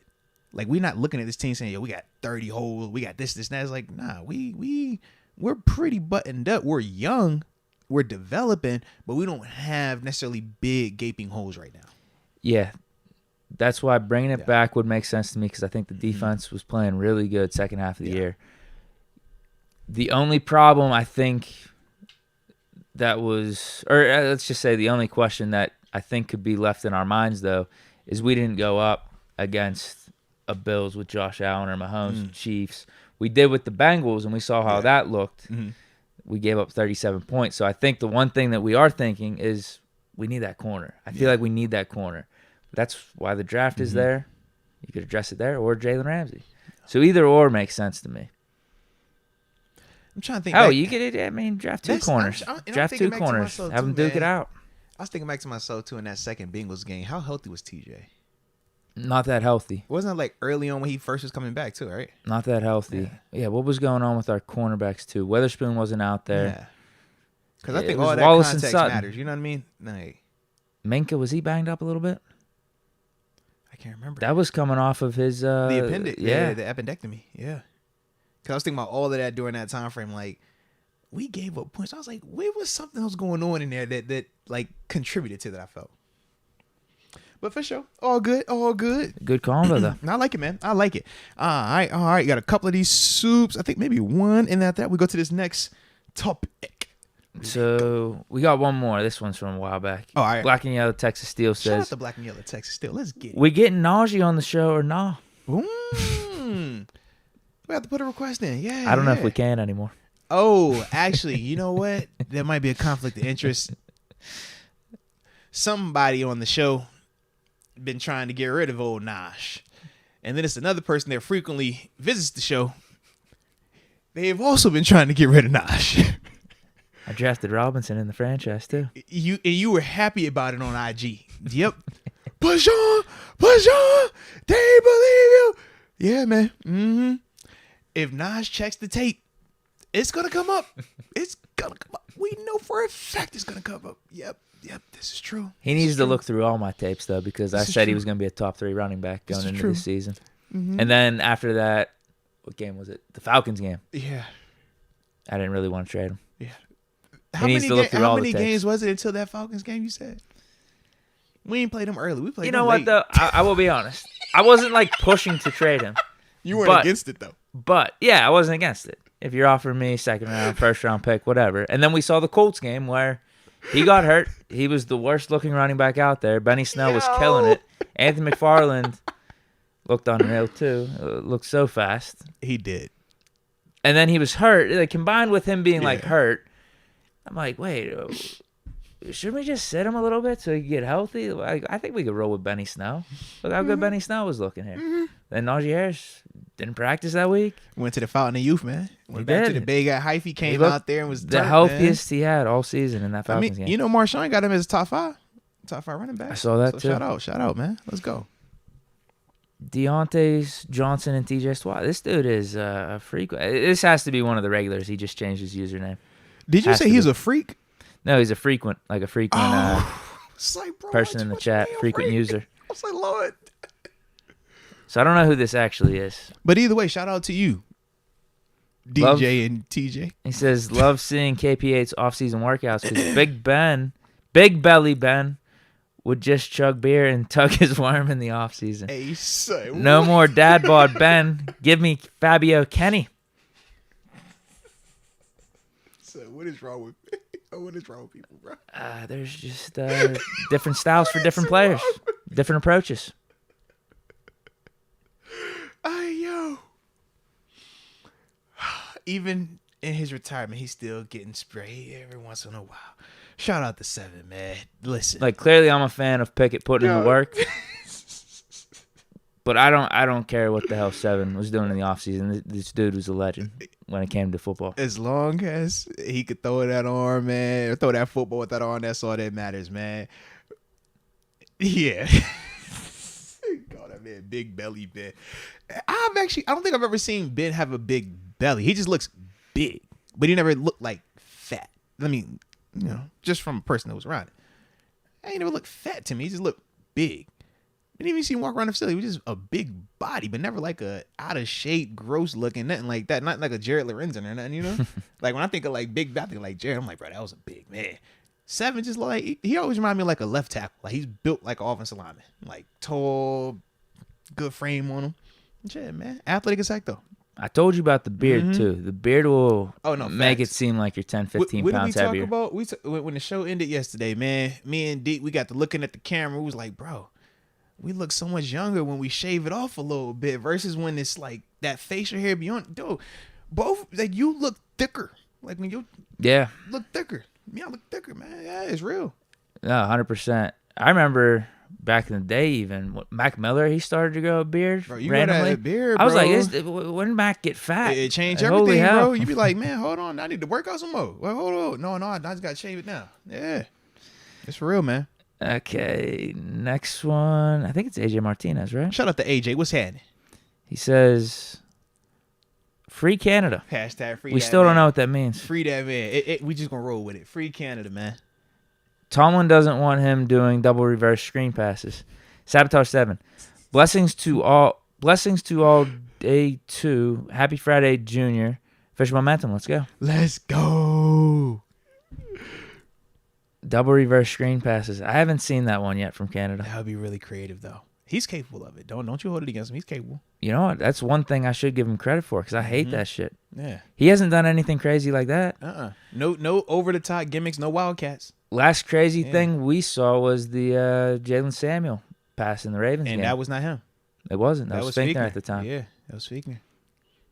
The worst has just been the jet sweeps. And actually, they've been pretty successful these last 2 years. It got out of hand in 2020 because we got a few of those touchdowns with Claypool against the Eagles, and we just ran it to the ground the rest of the season. I'm just saying. But now every time we've used it since then, I'd say it's like 70, 80% success. Sometimes you have a little too much fun with it, and you got to dial it back. He had to dial it back a little bit. It happens. Let's go, UW. 7 might still be playing if he bothered to take care of his body his whole career. Different conversation. I think he could still be playing if he wasn't sabotaged his last year. That's my take. That's also a different conversation. Either way. Because he did get in the best shape of his career for that 2021 season. Maybe that was probably why it didn't work out. He plays better when he could just... Remember your theory You told me this theory. You were like, man, when we look at guys that Sometimes you get a little banged up or something. It's like, man, Jordan, you don't need him to be all Big the way Ben. healthy. You don't need him to focus exclusively on this. Like, he just plays better like that. Whereas if a guy is doing that around the clock, maybe he's not the same type of player. We needed an O-line. That's what we needed. He's not the type of player, man. Because he was ready to go the distance in 2021. It's just unfortunate he got banged up really bad in that Raiders game. Didn't get help from the offensive line getting picked up. I think it was 10 sacks or something. It was ridiculous. It's a big deal. He been hit harder. It's tough. Man. He gritted it out, though. Absolutely, man. Got us back in the playoffs. Phantom TV. Joe Mixon is a free agent. Whoa. Huh? Confirm. That's your guy, too. You see me perk up. Can we get a little confirmation? Wait a minute now. I don't think this is something people would just make up, right? Because it really doesn't have anything to do with us. Like, I could see, they just cut Jalen Ramsey to try to fool us. Yeah. That's what I was like. It was Joe Mixon. Hold on. Maybe they got us. Because I got a landing spot for him. Oh, no. Definitely got a landing spot. Bills are getting some options, huh? Definitely got a landing spot for with Barkley and Mixon. If he's looking. If his services are no longer needed in Cincinnati, I'm about to say it's a landing spot for that man. I'm not seeing this. Yeah. I'm seeing a report by around the NFL's Twitter account asking the question, will Joe Mixon take another carry for the Bengals? Well, because he was already going to be in that conversation prior to the legal stuff that happened over 2 weeks ago or whatever with him. But it was more so because of his cap hit and what they were saying like how much they're going to need to pay for Joe Burrow and potentially Higgins. He could be one of those guys that they save money on by moving on from him. I don't think it happened yet, though. But if they did, I'm trying to find some, unless the chat can tell me otherwise. No. Calmonier. Think the Steelers would go for Bobby Wagner? Oh, we just talked about that. Yeah. Not at the price that he's going to want. If he was coming in on a way more, Steelers appropriate deal, yeah, I think it would make a lot of sense. But I don't think he's going for what we're going to be willing to pay him per se. Because he's still a good player. Don't get it too. He's still a good player, but that's just the market for him or what he's going to be looking for. I don't think we're going to be wanting to pay that personally. Caleb Cole just says Permante's Ben. He got his own sandwich there. Yeah. Is it still there? I know it was a big deal his rookie year. I'm sure it is. They did like ESPN features on it and stuff. Funny thing, I was like, man, I've been going to Permante's a couple times. I feel like it's in there, but I don't I don't be ordering off that side of the menu. Yeah. No, me neither. Yeah. I get wings. Some wings. I get wings and a buffalo chicken sandwich and a pretzel. It's throw some fries on the side, but I don't order from that side. They're like, all your sandwiches. I'm like, I turn it. I'm good. Can I get a pizza? Yeah. I'm with you. Mike Lang says Bobby Wagner was released. Could he be an option? For the right price. Problem is, what is that price? Big Noriega. Moats, check out linebacker Dayan Henley. Okay. Big U, son. Oh. I'll do that then. Shout out. Put that in my note. Let's go. Phantom TV says Mixon is going to get cut. My bad. They were talking about it today. Not free agent. No, fair enough. But the reason why we even looked up because it's not far-fetched. Like, he is somebody that has been talked about, as you've already heard, potentially being one of those casualties for them because they got to start paying other players. Yeah, they would save $7 million. Yeah, by releasing them. Yep. So that's gonna be one of those ones. But it'll be interesting to see how they handle it because I do feel like what he brings to their offense helps keep it balanced. So that way you can't just come out here and just say we're gonna play small ball and guard all these receivers. He makes you have to respect that, and if you don't, we've already seen what he's capable of. Okay, that's it for the Super Chats. All right. Shout out. Also, man, let me make another shout out because what I've been realizing, Deke, we do have a ton of people that watch us on the replay. Okay. And we never shout them out. I want to shout out all the people that watch us on the replay, though, man. The ones that can't catch us live, man, when y'all do tap in, man, we do appreciate y'all, all right? So just know that we be, feeling y'all as well. All right. So, yeah, make sure I shout them out. All righty. Next up. Talk a little hot topics real quick, man. Got anything cooking?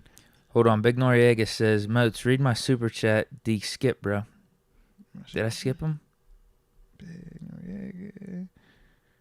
Oh, here it is. I see it. I'll read it. I'll read it. Yep.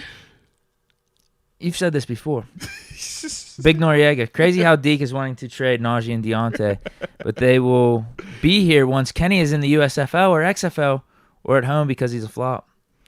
He putting them in those leagues already? It's tough. I mean, yesterday, some of his comments, he was like, all the USFL and XFL quarterbacks are better than Kenny. It's like, come on, dude. It's just like, yeah, it's just full hater mode. Yeah, that's capital H with the 8.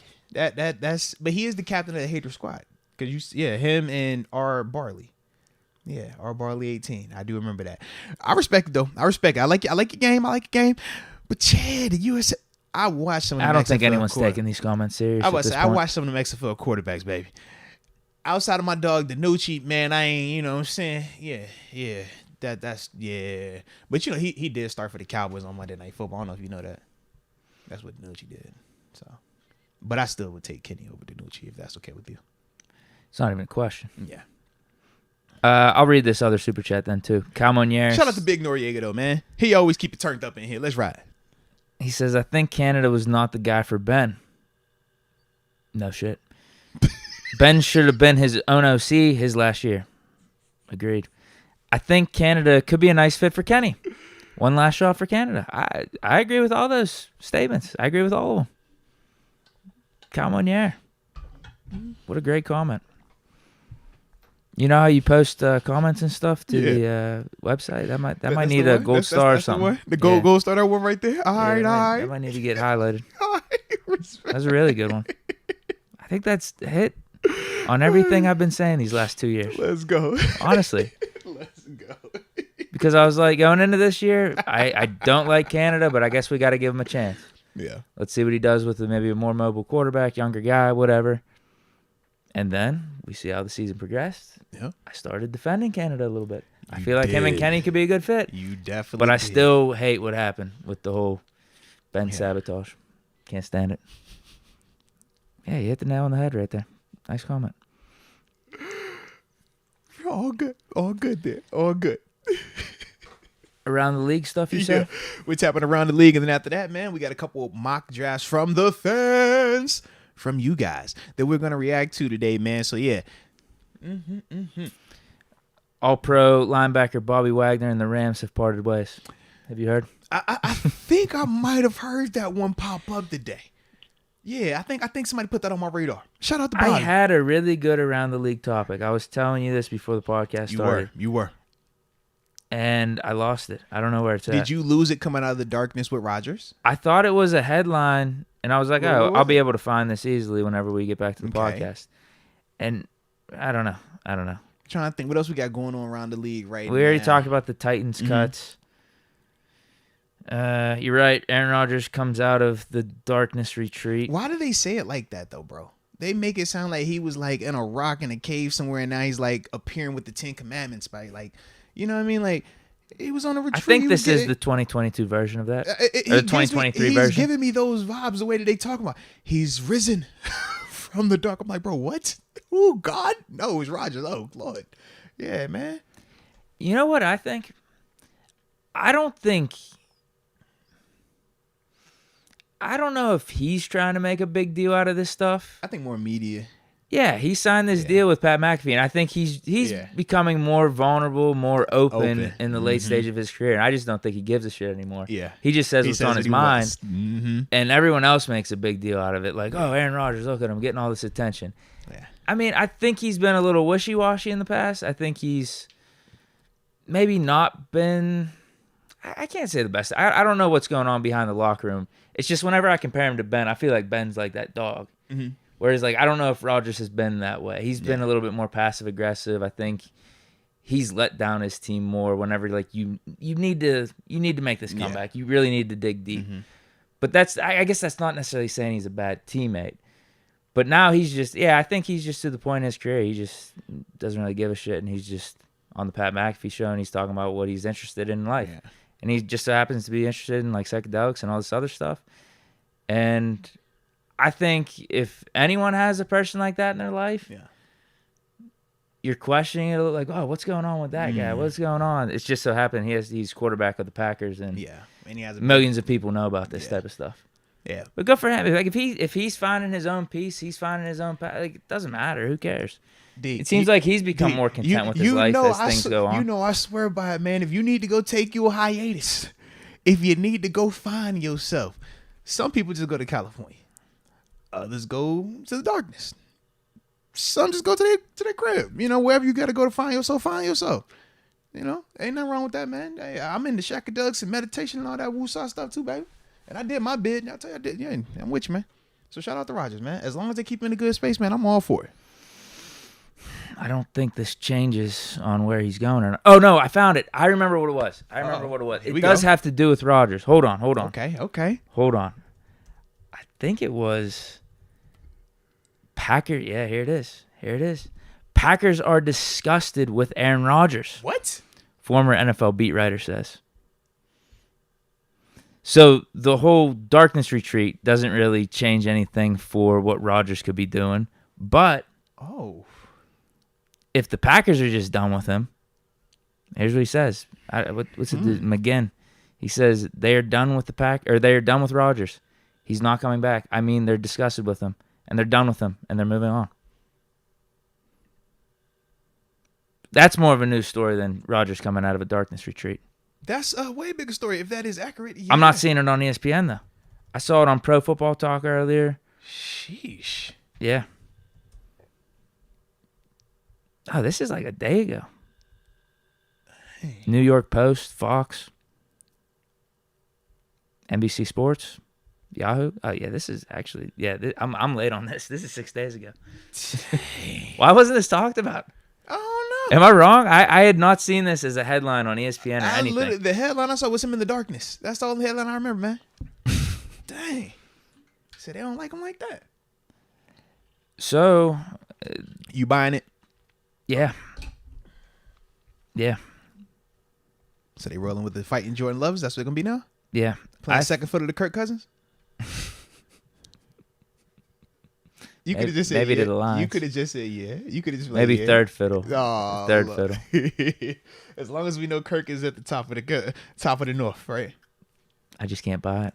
He just showed you it while your boy was healthy and good. He showed you it. Yeah. In Kirk we trust. Let's ride. You gonna come around to the Kirk? Watch, you can come around to it. You've already been saying Kirk-like things. Yeah, man. Look at how George Pickens going to go all these numbers. It's because Kenny. That's a Kirk comment right there, baby. Just Jefferson won the Offensive Player of the Year because of Kirk. See? Yep. I'm with you, man. So I'm looking at Rodgers' deal here with the Packers. He's only got a $31 million cap hit this year. It's not bad. 2024 goes up to 40. Not bad. 2025 is 59. 2026 is 53. I think they're just assuming he retires after 2024 with how they did this. That's what he's saying. I'm like, bro, 50 on the head. They'd have to do something with dead cap there. Yeah, they'd have dead cap for 16 and 8 those last 2 years, 25 I was and 26. thinking to myself when you brought up you said his cap was 53? For 2026 last year. They were saying how Deshaun Watson is going to be, I think it's 59 or something like that this season. I was like, I think it's averaging like 52 over the next 4 years. Yeah, bro. I was like, yeah, that's wild. You got to live up to it. But whew. It would be a dead cap hit of 99. So this is all front loaded. Because they could cut Rodgers next. Actually, wow, this is a really nice deal by the Packers. However, they finagled this, because they could cut Rodgers or trade him next year, and the dead cap would only be 24. Okay. Now that's significant, but his cap hit would be 40. You'd be saving money by cutting him. So I don't know what they're gonna do here. I mean, if they're disgusted with him, then you're moving on. Yeah. I wonder what it would be for the other team if they're trading for him, in terms of like cap hits and shit. That's right, because we talked about it. You can't do pre and post. Well, I don't know. I have no clue. I have no clue with this stuff. So right now it's saying, yeah, the Packers would have $40 million in dead money if they trade him. That's a lot. That would be worse than keeping him. That's a lot, bruh. So you have to. That makes me think you have to be able to something. do different dates because that doesn't even make That's sense. crazy. Then. Yeah, you're not going to be paying. You would just keep them. You would just keep them. Yeah, it make no sense to have franchise quarterback money being spent, and I don't have franchise quarterback money on my franchise quarterback on my roster anymore. Nah, I'm not doing that. Yeah. So a trade post June 1st, the cap, that $31 million I was talking about, the cap hit, it would be split evenly amongst teams. Okay, 15 and 15. that makes sense. But again, I don't know how you can finagle this one way or another.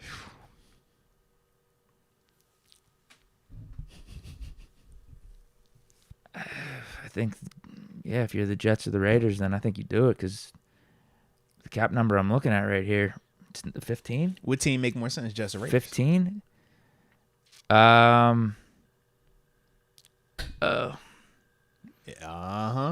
You got your coordinator and you got your guy. If I'm Rodgers, I go Jets. I'd stay in green If I'm Rodgers, I'm going to my guy. I'm going to Vegas. with Adams. Yeah, I gave it back to my guy. What they had was special. That's Ben and AB. Like that type of chemistry.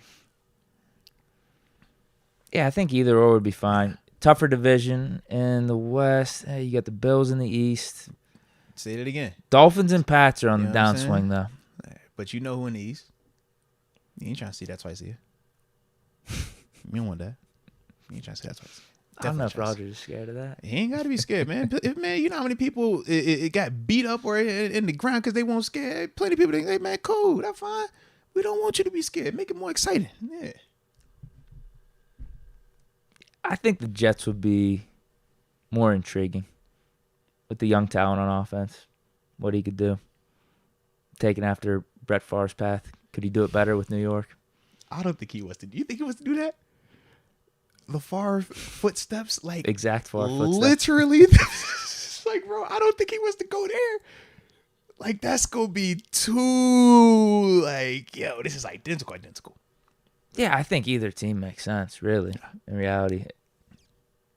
I would definitely consider which coach you trust more, but I don't know, either or. Yeah. I think Salah got kind of screwed with this Zach Wilson experience because I think he's got that Jets defense right now. So if you bring in a Rodgers and a Hackett to control the offense, you could be doing all right. Whereas Raiders, I don't know if I trust McDaniel all the way. Just as a coach, he failed with Denver, didn't have a good year last year. Maybe that's why I lean a little bit more Jets too. Well, I would also put this in here. Justin Gordon, shout out to you. He just brought this up. No state tax in Nevada. Save more money in Vegas. I happen to, be one of them people that was in the New York area.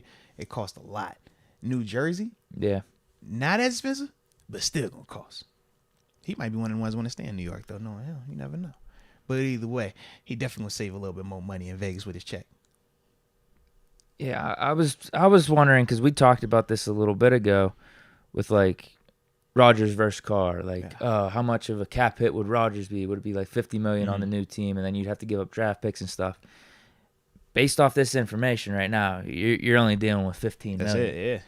Next year it goes up to 32, and then those last 2 years it gets up to 50, 45. I'm sure you could do some restructures and stuff like the following offseason. But I think man, Vegas is an easier transition for him too. I don't think the media in Vegas is going to treat him crazy. I think if he goes to New York, he's going to get irritated, bro. I feel like they're going to pick with him. Yeah. I could see what you're saying. Like, New York is just different how they like operate with dudes like that. I don't think he cares anymore. I don't but either. You're right. I guess you got to do that some stuff for just media availability that's obliged, right? Yeah, that's every week, man. As opposed to him just doing the Pat McAfee show, not even dealing with the New York media. Because think about, like, right now when you're on McAfee's show, it's controlled. Man, Pat ain't going to ask him nothing that he ain't trying to talk about. Whereas when you talk about like the New York media, they gonna be asking him all type of outlandish stuff. Let me see if I can get you, all that type of stuff. I'm like, I don't know if he want to deal with that. Green Bay, he ain't got to deal with that like that out there. I think Vegas will be a little bit similar to that. Eli handled it well. Did he though? Yeah, you didn't really hear much from him. But I'm saying like Eli They was are never different, though. on like a Rodgers. That's what They I mean. are Like, different. Yeah, Rodgers puts himself out there a little bit more. Eli, you gonna ask? Yeah. He ain't gonna give you nothing. He ain't talking. Rodgers gonna give you like he gonna go on his little like rant, and then they gonna be over here like, yes, I can't wait. Let me Okay, bet. Now you said this, but what about? You know how they do. Yeah. How about this one for around the league? It's actually more local news. Oh. Mason Rudolph. Open to coming back to Pittsburgh. Man, let's go. Let's do it. You ready? I'm listening, man.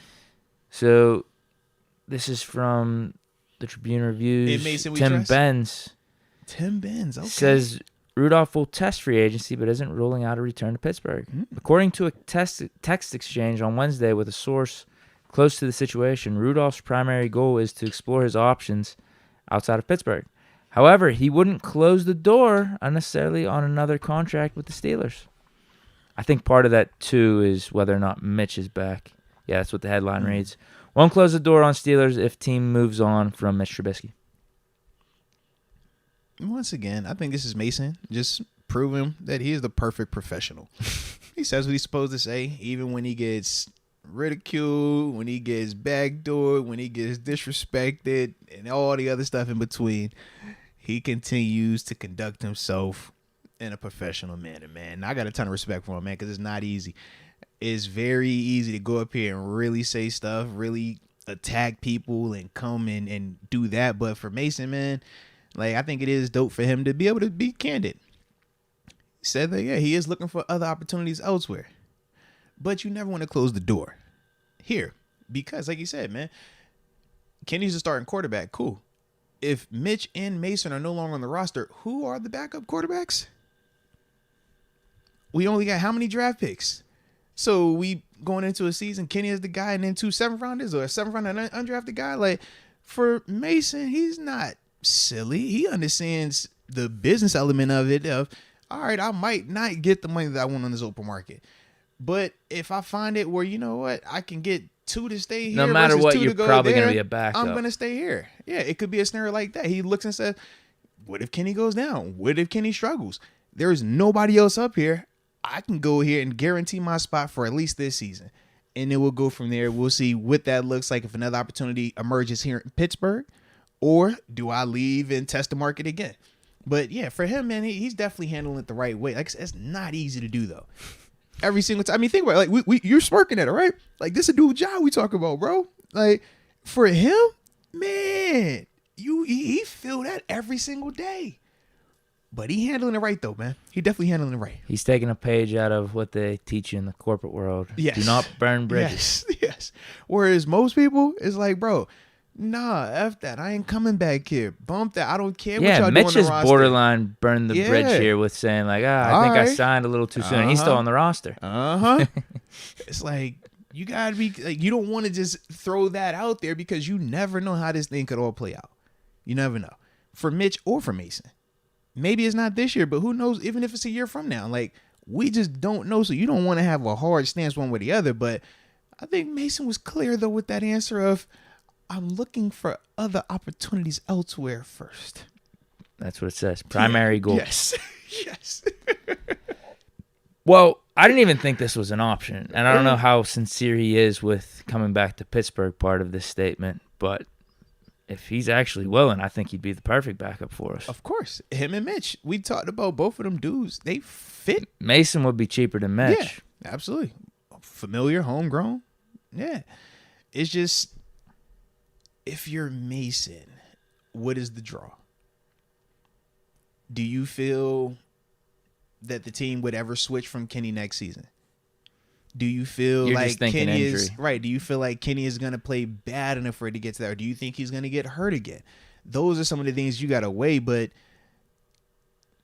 that's a lot that you got to hope goes in your favor for you to even get a chance to put out any tape. Or you say, I'm going to do all the preseason. I know I'm going to start every preseason game because they ain't going to have Kenny out there playing a ton. So this could be my chance to put whatever tape I need out there. And then when the season hits, all right. Wink, wink deal you with the gotta Steelers. wait, yeah. Hey, could you maybe trade me? Right. Like maybe something like that. Otherwise, I don't really see it making a lot of sense for Mason to want to come back. For the Steelers, it makes perfect sense for him to stay here. If you're the Steelers, yeah, you want him back. Homegrown, familiar. He can get you out of a stadium. You've already won games with him. You feel good about it. He's going to be cheap. But if you're Mason, yeah, I don't see why you would want to come back here. It makes sense for him if you're willing to just settle into this role for the rest of your career.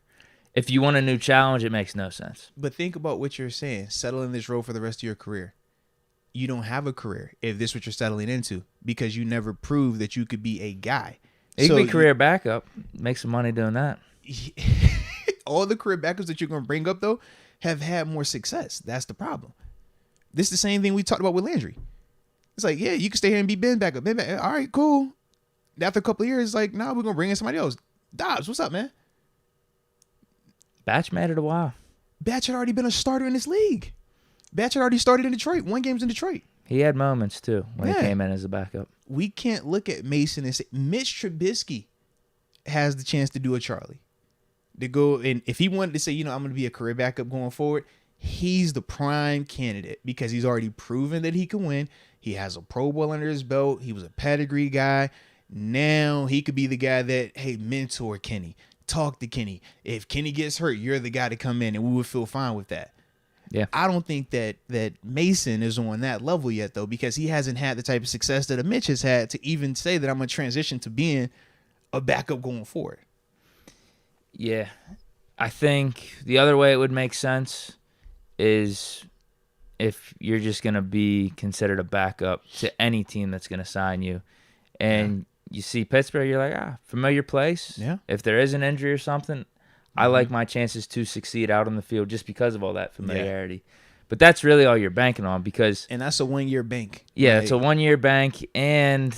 Because they're going to draft somebody next year after that. Yeah. There's just weird vibes with Mason and the Steelers organization, also the fans, the city, and all that stuff. Like, you're just not going to be looked at. And there's probably the light that you want to be looked in. And there's literally nothing that he did wrong. That's the other part.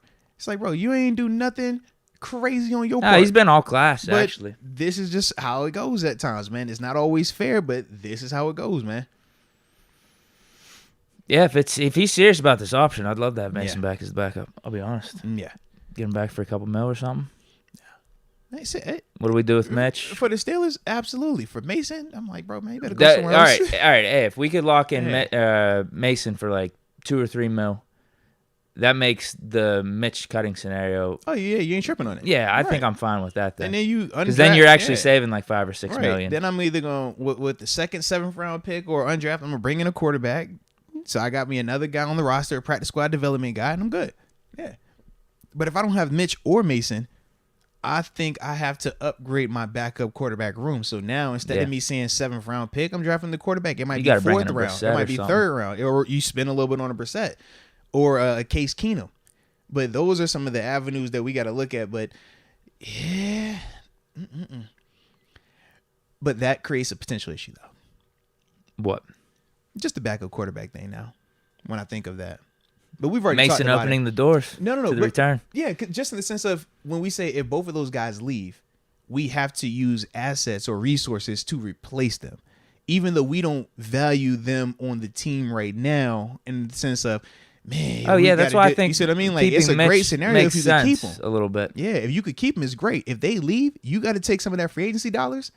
And now, instead of us talking, oh, man, we could spend a little bit on that or on that. You got to spend like 4 or 5 mil on Brissett or I got to get a quarterback. Or something. Or I got to go in this draft and say, I got to go in the 3rd round. I got to go in the 4th round because if Kenny goes down for a game, he's already missed games. Yeah, get like Hendon Hooker or I have to have somebody that can come in here and play, though. So it just creates another issue if we don't keep one of those 2 dudes. Yeah, you're right. Yeah.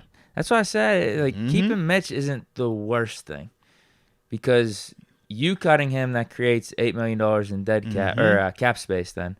But you're going to use like 4 or 5 million of that on a backup quarterback, presumably. So you're only really saving 3. And would you rather have Mitch versus Brissett? I'd rather just spend that 3, keep Mitch. I think he's a better player. He's been around Kenny this last year, familiar with the organization. Let's just do it that way. Yeah. That's all. In a perfect world, I love it. But our problem is we've burnt both of those players.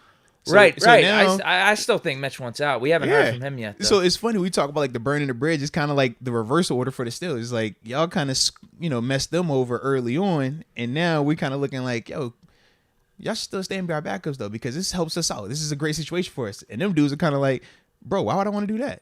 Like, Mason, you know what you did to me my whole time here? Mitch, man, you saw what y'all did to me a couple weeks here.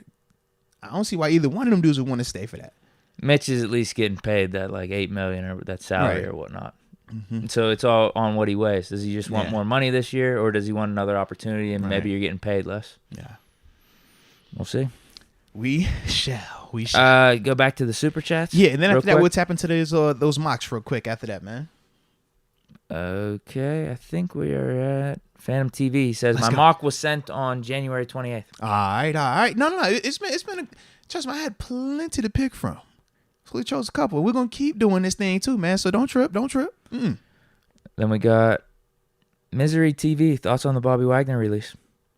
Yeah. So man, we've talked about this a good amount thus far. Your best bet's probably going back and watching, to be honest. I'm being serious. We talked about that for probably a good like 10 minutes. Oh, we did. Yeah. We talked about all the other free agent linebackers too. It's pretty good.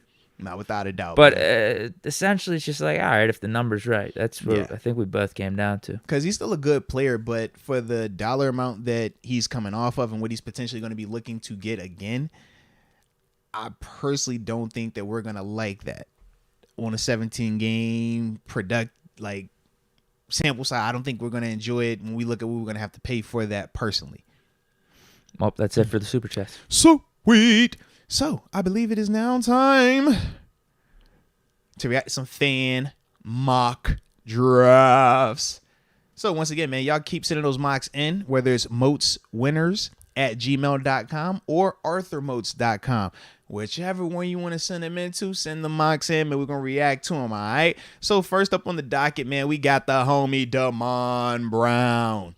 Now, Damon, on his list, went with Christian Gonzalez in the first round, 17th overall. Went with Cody Mock, the tackle out of North Dakota State, in the second. And then with the second of the second round picks, the 49th overall, he went with Mike Morris, the pass rusher out of Michigan. Then from there in the third round, DeMarvion Overshawn. Then in the fourth round, Jonah Tave. And then in the sixth, he went with Javarius Owens and then wrapped it up with Marshawn Ford to end this thing. Initial takes? Well, my initial takes, when I was thinking about some of these players, I was kind of digging it, man. Let me see why was I digging it? Go to my notes. Oh, here we go. First off, man, obviously I like the Christian Gonzalez pick.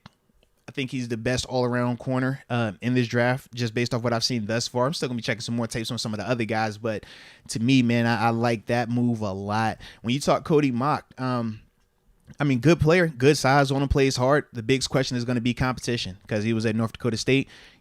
We know, I think he performed well at the Senior Bowl, if I remember correctly, with him. Yeah, he's been getting some buzz in the offseason. Yeah, but the big thing is just going to be, can it translate versus NFL caliber talent every week? That's always going to be the big question mark whenever you're taking FCS or smaller school guys and having them, make that jump to the next level.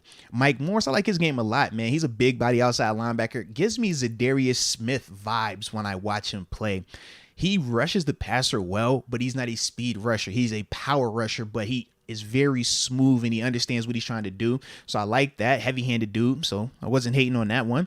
DeMarvion, not butcher his name, DeMarvion Overshawn, sideline to sideline, rangy guy. When we were talking some of our options at linebacker, if we're not going to spend on some of these other guys, we want something that could come in here, potentially start or potentially push the guys that we have because he's different. I think that this is that guy. When you're talking about in that third round, he's another potential option. We already have talked about some of the other LB guys, but DeMarvion definitely could bring some of that. Definitely like the Jonah Tave pick in the fourth, man. Short dude, squatty, built like a nose tackle, but can rush the passer, man, from the interior. Plays hard, though, man. I like his energy, man. I like his effort. Shorter dude, though, based on what I was looking on tape, but I like his energy, though, man. I think he could definitely be one of those dudes that could provide some productivity. Javarius Owens, man, rangy player, good player, but when I watch him, I think he's a little bit tighter in his hips, but that's also why he's projected to be a little bit later of a pick. So my questions are, him playing in space at the NFL level, is he going to be able to do that on a high-end level, or is he more so going to be a depth guy, teams guy? And then with Marshawn Ford, to me, man, he's like an H-back, bro. Athletic, but he gives me Connor Hayward vibes. He gives me for my OG Pitt players. You remember Doran Dickerson? Like, hell yeah. He gives me that type of vibe. Dude was in Miami with the Dolphins. Charles Clay. He was another dude like that, like 6'1", 6'2", athletic. This dude was, I think, a former receiver. So doesn't give you a ton of blocking, but will route you up, will run a route, will catch it on you. Like, so I like the diversity with this right here, man. So we're bringing Connor Hayward some competition. He would definitely be competition for Connor. Yes. We ain't doing that. Have some respect. When I looked, I was like, I think Connor is the better all-around player. I think that Marshawn is the better route runner, though. But it also makes sense because Marshawn's a former wide receiver. I think that Connor, he can block better, he can cover special teams better, he can give me some routes. But I just think he's just an all-around better player. Whereas, like I said, with Marshawn, I just think he's more of the better route runner right now. But I definitely like this draft pick, though. Not this draft pick. I definitely like this draft from Damon, though. I do, too. I'm iffy on this edge pick in round 2. Mike Morris? It all depends on what he's thinking in free agency. Okay. I like Christian Gonzalez, Cody Mock. Did you see this dude's picture? Now, Mock might be... He missed his teeth. Yeah, no, dude. Well, the transformation's hilarious. Yeah, from his freshman year, like innocent looking, to like burly hair all over the place, teeth gone, like a biker on meth. Absolutely, I love this thing's hilarious. I want my offensive lineman to look like that. Yes, absolutely, absolutely, man. I love it. I love it. Look like he aged like 15 years in his 4 years in college. Like 4 or 5 years. I'm like, bro, I want my offensive lineman to look like offensive lineman. That looks like offensive lineman right there, bro. So he may have been picked a little early, but I like the concept. Okay, we get an offensive lineman. He's a little versatile too. Mm-hmm. But what are we doing at receiver here? Like, I feel like you got to draft a guy, even though... Could you go free agency? That's what I'm asking him. Who are we bringing in free agency then? Yeah, because I think that I feel like we got to draft someone like... You got at least... I want to say... third round and up, but maybe even round 4 and up. You got to bring some extra competition for that wide receiver 3 spot, I think. And we do well, obviously, drafting dudes in the 3rd round. That's my only question. Now, because bringing in an edge guy to put behind a Highsmith and TJ Watt as the 3rd guy, I think that's actually smart. That's something that's not being talked about at all. And this is a dude that can play the run as well as rush the passer. That's the other part. I did want to say, too, I don't know why they do this on occasion, man. They'll give us that 6 instead of putting 2 7th-rounders up there. Because they definitely have this one. Yeah, I was thinking about that. Mm-hmm. Whereas, like, when we did it the other day, they had us as our 2 7th-rounders. So, yeah. I like the Gonzalez pick. I think that's the highlight of this draft for me. Okay. He hits on you talking about, like, hey, let's just, get a linebacker somewhere in the middle there. Yeah. I'm guessing with that linebacker pick, he's not thinking about picking anyone up in free agency either. Well, because think about it this way, man. Both of those dudes. Which I'm fine with. DeMarvion, I hope I'm saying his name right. Yeah. That's going to push Spillane. That's going to push Mark Robinson. I think it might even beat it out. That's going to be interesting because of what it is. It's very rangy. It's very athletic. Yeah. It looks the part. Upside. Yeah, we got to see can it translate, but it looks good. Mike Morris, when we talk about Melvin Ingram, Mike Morris, think of a little bit more athletic, younger, healthy version of that. When he was here, heavy-handed, bully ball, that's Mike Morris. When I think of that, I'm like, bro, I would love that as our 3rd guy. He could play both sides too. Yeah, absolutely, man. Like, I think that, and that was the thing that kind of this might be a smart. That kind of intrigued me a little bit more when I saw him. I was like, yo, I like this of not going super early to get it, but you address a need that we definitely have and that we felt. So, and I also think it gives you a little leverage too when you're talking Highsmith. we ain't saying that you're moving on from Highsmith, but it's like, hey, Alex, instead of you trying to get 50, you don't get that extension done till after the draft. yeah. It's like, hey man, bring that number down a little bit. Bring it down just a little bit. That's all. That's a weird balancing act with Highsmith because you draft a dude like this, and you're trying to do this contract extension, and say the negotiations start going bad. Then the obvious move is we trade. You want to do that before the draft, though. Not necessarily. Unless you're getting a Jalen Ramsey in return. See, that's what I'm saying. It's not necessarily. I think you address, like, you'll cross that bridge when you get there. You want to see with the Highsmith if you can get the deal done, but you're not trying to get that deal done until August. You're taking time on that. So whenever you do decide that, hey, this deal is not going to work, or how disgruntled is he going to be, because we don't know what this is going to be. Is he a guy that's going to show up for OTAs and minicamp, training camp? We don't know that. This is first time. Yeah. We saw Cam Sutton do it. We saw Mike Hilton do it. We saw know Bill Highsmith's a good dude, man. Yeah. But we just don't know. That's Yeah. the thing, you know? So, I just think it gives you a little bit more flexibility. What's his number this year? Oh, man. You got to sit out, dude. Yeah, It's ridiculous, This bro. is different than It's even ridiculous. like TJ's Yeah. or Deontay's. Yeah, this is bad. Mm-hmm. Actually, maybe not that different from Deontay's. Deontay wasn't that big of a number. Because it's like, what is this? Average salary of $1.1 million? Yep. Man. Yeah, you got to play some hardball here. You have to. For Highsmith's sake. You gotta play.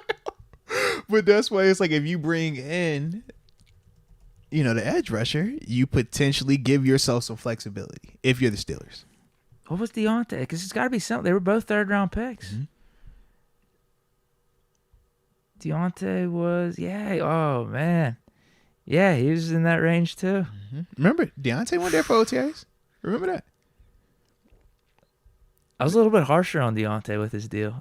A lot of people were, though, because it's like, with Deontay, we can look at his bad plays because they're drops. So every bad play that he might have had, we had other receivers in the room, too. That's the other thing. We had Claypool. Yeah. Yeah. It was like, if you sit out, all right, we still got a Claypool. We got a Yeah. Pickens. We can figure this out. I felt like Deontay had less leverage at the time. Yeah.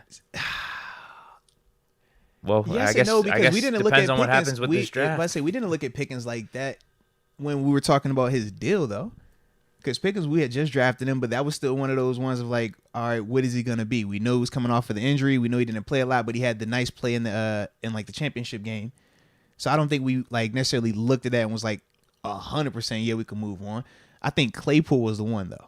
Claypool was the one that we definitely were trying to like talk ourselves into. But even with him, I don't think we felt like over the top good. It was just, we don't want to pay Deontay. We thought we was gonna have to pay him like 20 plus because that was what the market was. And I think that's why we felt like we were more critical of Deontay because we were trying to talk off of that number. It was all those receivers. Yeah, that's what it was. Going through the roof. It We were wasn't like that 15 makes perfect sense. It wasn't that we didn't like Deontay. We just thought outside of Hunter Renfrow, everybody else was getting paid like gross amounts. I think position matters too. Yeah.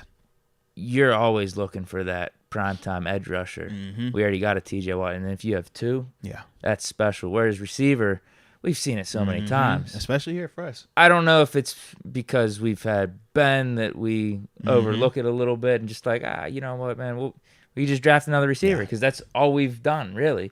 And obviously we've been able to do that without Ben by getting the Pickens in here. But I think that's part of it too.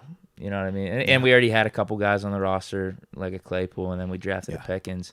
And we were just in this whole transition period too, where it's like, man, like we don't even know what's going on at quarterback, and you're trying to get this much money. Is it even worth it? You know? Right. Like, are you that much of a difference maker? Yeah. Where like you're gonna make the quarterback better, you're gonna make this whole offense better. We don't know. We know you're a good receiver, but you're not like AB. So it's that question of like, if you're not AB, is it worth it? But we're seeing these receiver contracts go up. Like, wow, that's too much. But at 15, if we're talking some teams, I think that makes sense. Yeah. And then we finally agreed to a deal, and we didn't know the length of the contract either. Yeah. It was like, man, we don't. If it's like 3-4 years, that might be too much. But they hit the sweet spot with 2. Yeah. Worked out. That deal was perfect for all parties, man. Like, is anyone questioning if Highsmith gets 4 or 5? Nah, because I think it does have to do so much with the position too. I think it's appropriate for Highsmith to get 4 or 5, but I also think his number is going to be higher because of, like you said, position. Yeah, for sure. I like it. All right, so that was Damon Brown.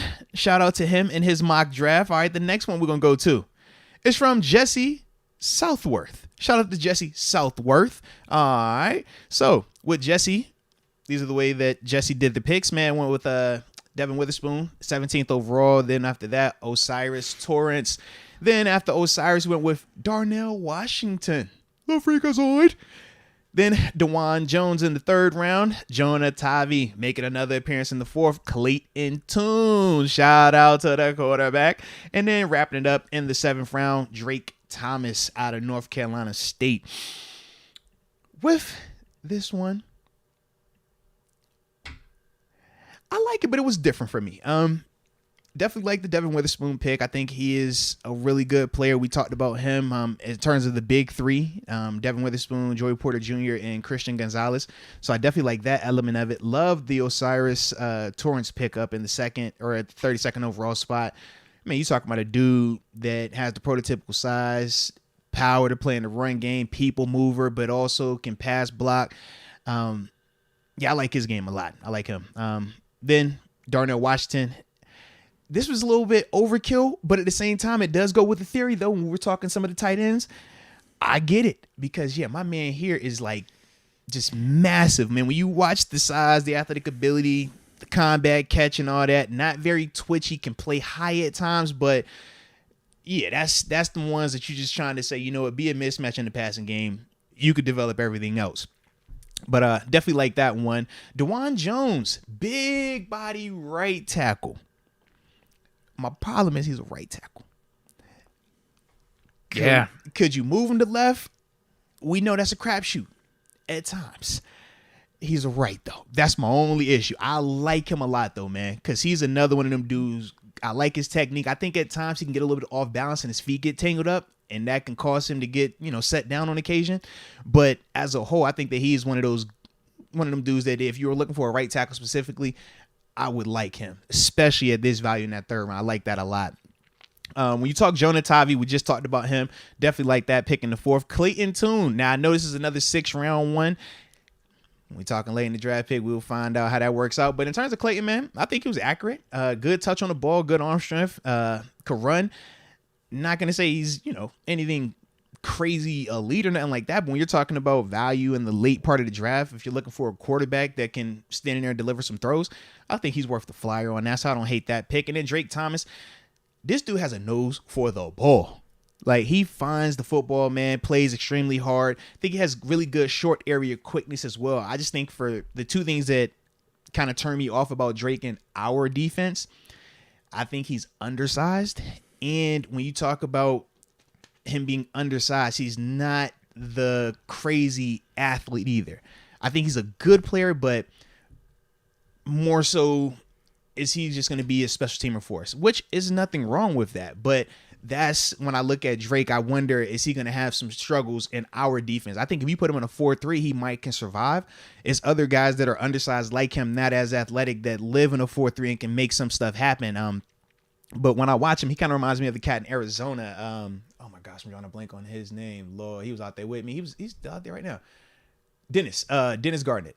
Yeah, that's who he kind of reminds me of when I watch him on tape. But yeah, as a whole, man, I ain't tripping on it. Like I said, it's the DeJuan one, because I'm like, yo, if he was on the other side, I like it even more. I just don't like it as the right. But man, quarterback, you address that issue. We definitely need some depth there, some backup help. I love the pickup in terms of Osiris. Give me some guard action, man. Yeah, that dude's got backup quarterback face written all over him. He's gonna be a steady backup for like 6 or 7 years in this league. That'd be a great career, though. Yeah. Hey. Yeah, good for him. Mm-hmm. Yeah, I'm not as big of a fan of this one as the last one. I think it's the round 2 and the round 3 one that does it for me. Devin Witherspoon, fine. I guess that's just your preference on corner. Yeah.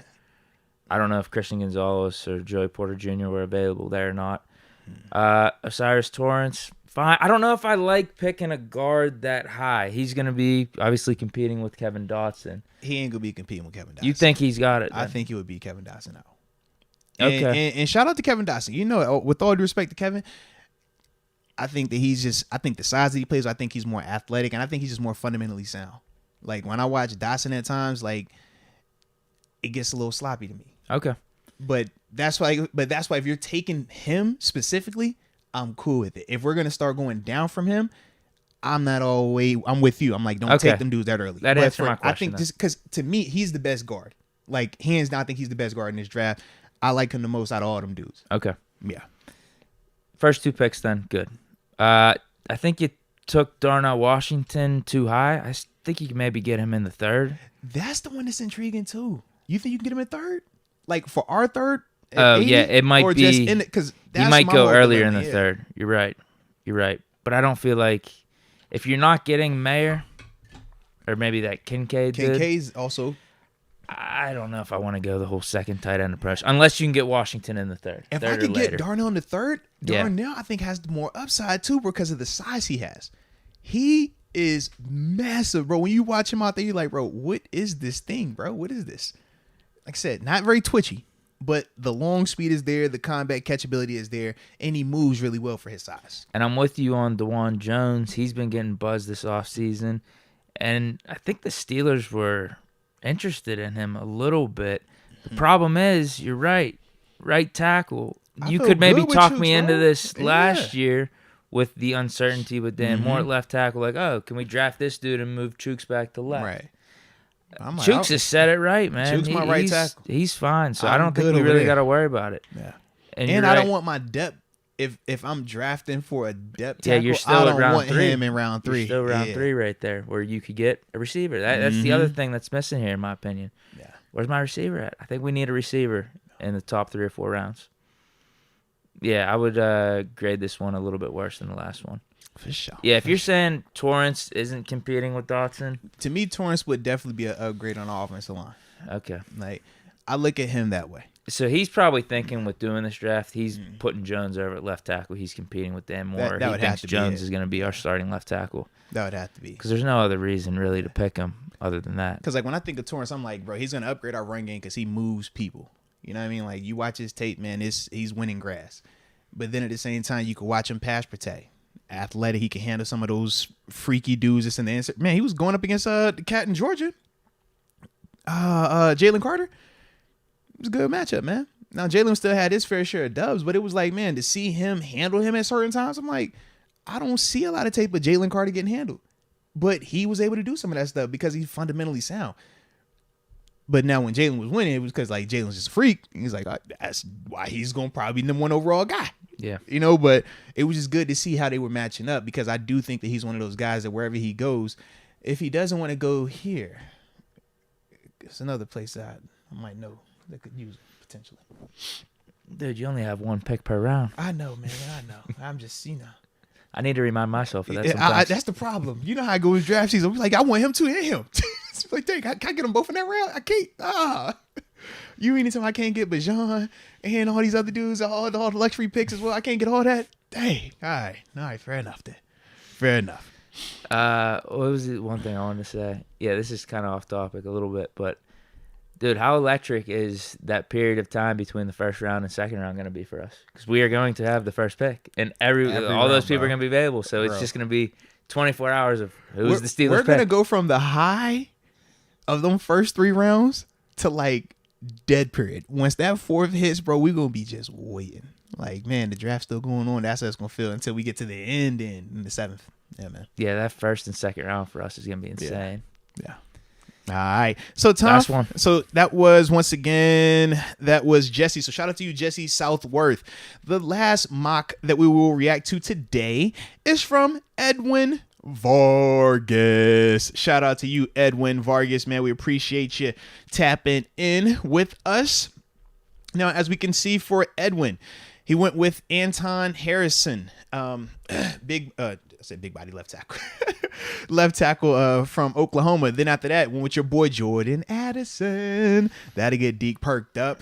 All right, then from there, Jack Campbell. Like a damn good draft. That'll get me perked up as well. Hey now. Then from there we go Jalen Jones, the corner out of Texas A&M. Zach Pickens in the 4th. Aubrey Miller Jr. Jackson State. We tapping in. HBCU. Let's get it. And then Caleb Murphy to wrap it up. All righty. When I think of Anton, like like Anton's game, man. Athletic, really good footwork, strong hands. I think he handles speed rushers well. That's one of the things that I always check for with those type of dudes, because at the NFL, man, the speed of these pass rushers, it can get you. The one knock that I have on Anton, his bull, like when it's the bull rush, his anchor isn't always what I would like it to be. Kind of like the reverse when I think of Paris versus him. Right. With Paris, I'm like, bro, he handles the bull really well, but it's like the speed gives me concerns. With Anton, I think he handles the So he speed just needs really to gain well. some weight, maybe. Yeah, maybe it's that. The technique still looks good though, but it's just sometimes where I'm like, I'm seeing him pumping his feet trying to anchor, and I'm like, yo, he's just getting put on the quarterback. That's just one of those things, but I still like him. Then after that, when you talk, we already know Jordan Addison.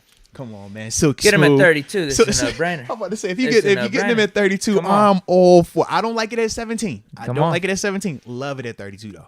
If Addison is there at 32, bro, this dude gonna run you the routes, man. He can play inside. I think he can play outside as well. Short-handed. Checks all those boxes. We feel great. And he has the ties to Kenny, has the ties to Pittsburgh, man. It would be awesome.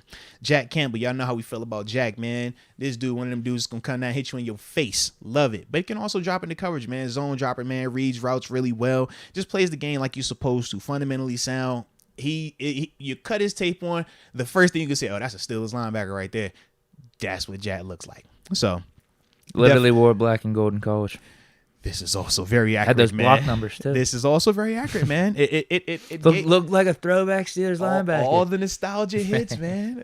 He don't even wear his socks pretty. He wear them like just the regular out the pack. Just pull them on up. I was like, oh yeah, he's our type of guy, man. I like him. All right, but then from there, man, you go to Jalen Jones. Man, this is a super physical corner out there. Will hit you, will tackle anything coming over that side of the field, man. I like that a lot. And he's flexible. Can play man and zone. I personally lean more zone for him, but I think that he could play either defense that you're asking him to play in. Very competitive at the catch point, and I think he has good hips. My big question with him, no different than what Cam said. What's your speed? I need to see your top end. He doesn't get left, but he looks like he's running really hard at times. It's almost like Bryant from last year. Yeah. Like there wasn't really much knock to Bryant's game. Except And he got like That a was 4.5 or something in the 40. Yeah. And he went in like the third or fourth round, but he played good with Seattle this year. He did. But that's the difference between a first round guy that you banking on starting and being the guy versus let me go mid round and put you around some pieces. The speed, I don't know what that is just yet. Zach Pickens, athletic interior D lineman, a ton of positional flexibility. I think he could play nose tackle. I think he could play the 3, and I think he could play the 1 when we go to some of our sub package stuff. Don't necessarily like him out there in terms of like a 5 technique, which is what Cam Hayward, Stephon Tuitt, Chris Wormley and company. I don't necessarily like him there. But if you can keep him over those guards and over the center, I think he could be really productive on the interior. And I think he provides pass rush on the interior, not just a guy that's going to just line up out there. He's hunting. He's trying to get home. I like that. And I think that he's active versus the double team. Remember, we talked about some players, man, they'll get double teamed and they kind of just take the play off. He stays active. He tries to split it. He fights it. The one knock that I did have on him was I think at times he could play a little bit high. And he starts looking versus going through his fundamentals and letting the ball come to where it's supposed to be. That's the only thing that, I kind of have a knock on him for. Aubrey Miller, physical, downhill, will thump you, natural nose for the ball, can blitz. Definitely more of a blitzer than a cover guy. Super productive. The big question, no different than with Cody Mock. Can you do it with the higher end talent? You chasing down running backs, you chasing down quarterbacks, you making play after play after play, and that's dope. It's beautiful. Control what you can control. We just got to wait to see when you get that next opportunity versus some of those bigger boys, what you looking like. But other than that, yeah, sure. You cut his tape on, it's hot. He's productive as heck. Caleb Murphy, man. Now, Edwin Vargas, I have a bone to pick with you about this pick right here, man. Caleb Murphy, bro, he ain't played that much, man. I was searching all over, bro. I'm like, yo, it's not a lot of tape out there on him. Know something about him. Yeah, it wasn't a lot of tape on him, but when I did finally find, because he had 2 starts this year. So I found him. I watched the tape, all right? To me, he reminds me of a J.C. Hassenauer or a B.J. Finney type. Has decent size, decent athlete, good power, but he has to get more buttoned up with his fundamentals. He has to get just more experience as well. Like I said, didn't play a ton. Yeah. But the ones that he did play, like I said, he had some good players out there. Yeah, that was the one for me. It was like, yo, it was hard to find this dude. But other than that, shout out to you, Edwin. Because, yeah, it was like, bruh, it's craziness. I'm liking this mock draft. I don't know how the hell he got Jordan Addison at 32, but I'll take it. Because I had to spend my 17th overall pick on him in my mock draft. I like the concept of Antoine Harrison. I don't know. Again, it goes back to the cornerback picks in round 1 for the last 2 mocks, like who else was available, but just the thought of, okay, getting a solid left tackle. I understand it. Although I'm thinking, and we've talked about this, if it's not Skoronski in round 1, I don't know if I'm liking it that much. Fair enough. No, how much is Harrison? Do you think Harrison is just straight up beating out Dan Moore?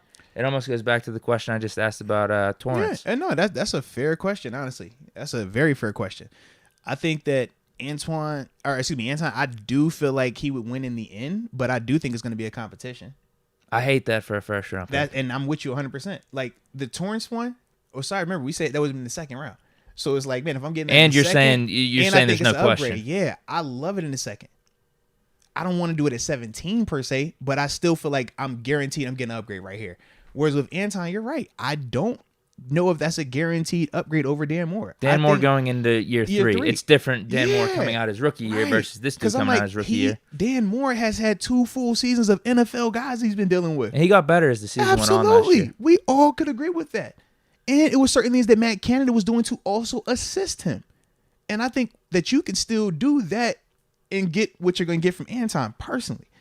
But at the same time, I could understand if we went ahead and drafted Anton because I do feel like he has some of the upside that you like. I just don't know if year 1 we're going to feel like, yo, this is definitely the guy he clearly beat out Dan Moore. I can't say that right now about Anton. Yeah. Definitely like the Jack Campbell pick a lot. Not getting a cornerback early concerns me, so we're going with free agency. Or are we rolling with That's what I'm wondering. Well, I was going to say, okay, does this draft involve the Jalen Ramsey trade? But it can't because we still have all of our picks here. But if we obviously, I'm going to look at this draft a little bit more in the positive light because the Jordan Addison this, though. pick. If you bring I do really like the Jack Campbell pick, though. But if you're bringing back Cam Sutton, you're bringing back Levi Wallace, you bring in Jalen Jones in the 3rd. It could work. You still have a Motlette. You still got your back end. So are we counting on Jones getting some outside time then? Because I think that's absolutely. The case. Yeah, yes. Getting Jones some outside time. Yes. You're bumping Cam Sutton in the slot a little bit. It would be the same thing that we came into training camp expecting. Akello, Levi, and Sutton, right? We said it was going to be Akello and Levi on the outside, Sutton bumping to the inside. I think now it just simply says Sutton over here, Wallace over here. When we go sub package ball, you bump Sutton inside and you bring in the young boy.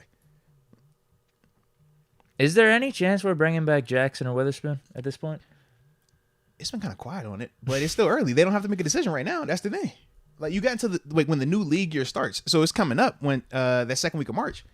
So that's when we'll start hearing even more. That's what we're getting guys. February's a short month. Yeah, that's what we're getting guys getting cut today. Yeah, because there was the report that Steelers are going to move on from William Jackson. Yeah. It hasn't been official yet. We haven't cut him or done anything. So I do wonder, like, if we got Jackson back on a cheap deal, 3rd round corner makes a little bit more sense to me. I don't know how I feel about just going into the season with just Cam Sutton and Levi Wallace and not drafting a guy a little bit higher or making the Jalen Ramsey trade. You know what I mean? We can get away with it. I definitely think we can get away with it. I just want the thing we've been lacking for so long. Yeah. A bona fide CB1. I feel you, man. I feel you. But if I'm drafting Jordan Addison in the 1st round, I don't know if I'm necessarily getting that either. It goes back. You only have so many picks. But didn't I take Cam Smith in my? I took Cam Smith in the 2nd. Get a guy in like the first 2 rounds then at least. Yeah. One of those like top 6 or 7 corners. I do think there's a tier with those guys, and then it starts to drop off with the cornerback position in terms of depth. Yeah. And then, you got a depth defensive line guy, linebacker, compete with a Mark Robinson potentially. Caleb Murphy, you're saying he's the future J.C. Hasnauer. Yeah. Nothing wrong with that. Behind a Mason Cool. And then also, because I did get some of y'all, especially you, Big Noriega, and a couple other people, It's like, man, Aubrey What's Miller. he doing? Aubrey What's Miller. he doing? Is he trading up for Bryce Young or something? No. But when I said Aubrey Miller, I want to see him against some competition. Like, oh, man, he played in the Senior Bowl. Let me answer y'all. Senior Bowl is cool. The Senior Bowl is not the NFL. The players that you see in the Senior Bowl are not the same type of players you're going to see on Sundays across the board. That's what I'm specifically referring to when I say I need to see him against that. I'm not going to see that until he's on the NFL roster, until he's in a training camp or preseason game. You're not going to get that. That's why he's, listed as a 6th or 7th round type guy, because you can't get that type of information until you see him, in those type of games, man. But like I said, his tape is hot. But that's a legitimate concern, man, when you talk about just that talent level, man. Senior Bowl is cool, but the Senior Bowl is not going to give you this like surefire, this is definitely, check them off, man, we're good. That ain't how it work over there, So like I said, I still feel good about him, but that is a legitimate thing, man, that we got to watch and find out. But yeah, I hope it works out for him, man, because like I said, worked out with was James Houston, right? That's what we said. Yeah, James Houston worked out with him. Like you said, and that's great. I hope it keeps working out with them dudes, man. But typically, that's not always how it works. That's all. Which one do you like the best? Between who? All these drafts. Oh, the drafts? I think each one's got a hiccup for me. I kind of lean Damon, realistically, because I like the Mike Morris pickup. Yeah. Yeah, the hiccup for me there is I think Mock was maybe taken a little too high.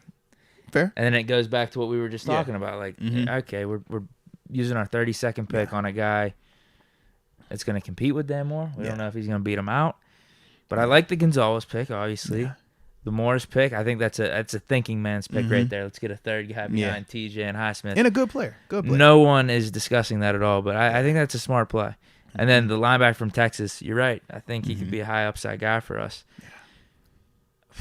I don't like the Darnell Washington pick and the DeJuan Jones pick of the next draft. But Darnell gonna give you that big body, like he could run routes. No, I like the pick. I just think it's too early. Yeah, too early. Fair enough. I like the pick. Enough. Yeah, I like. Because I was like, I think he's a dope player. Like I like his game, bro. Secretly, yeah, he might have a good. If you get rid of that DeJuan Jones pick, that's the only one I ain't like the DeJuan. I'm like, yeah, we already. I don't want to touch right tackle. I don't even want to like look that direction.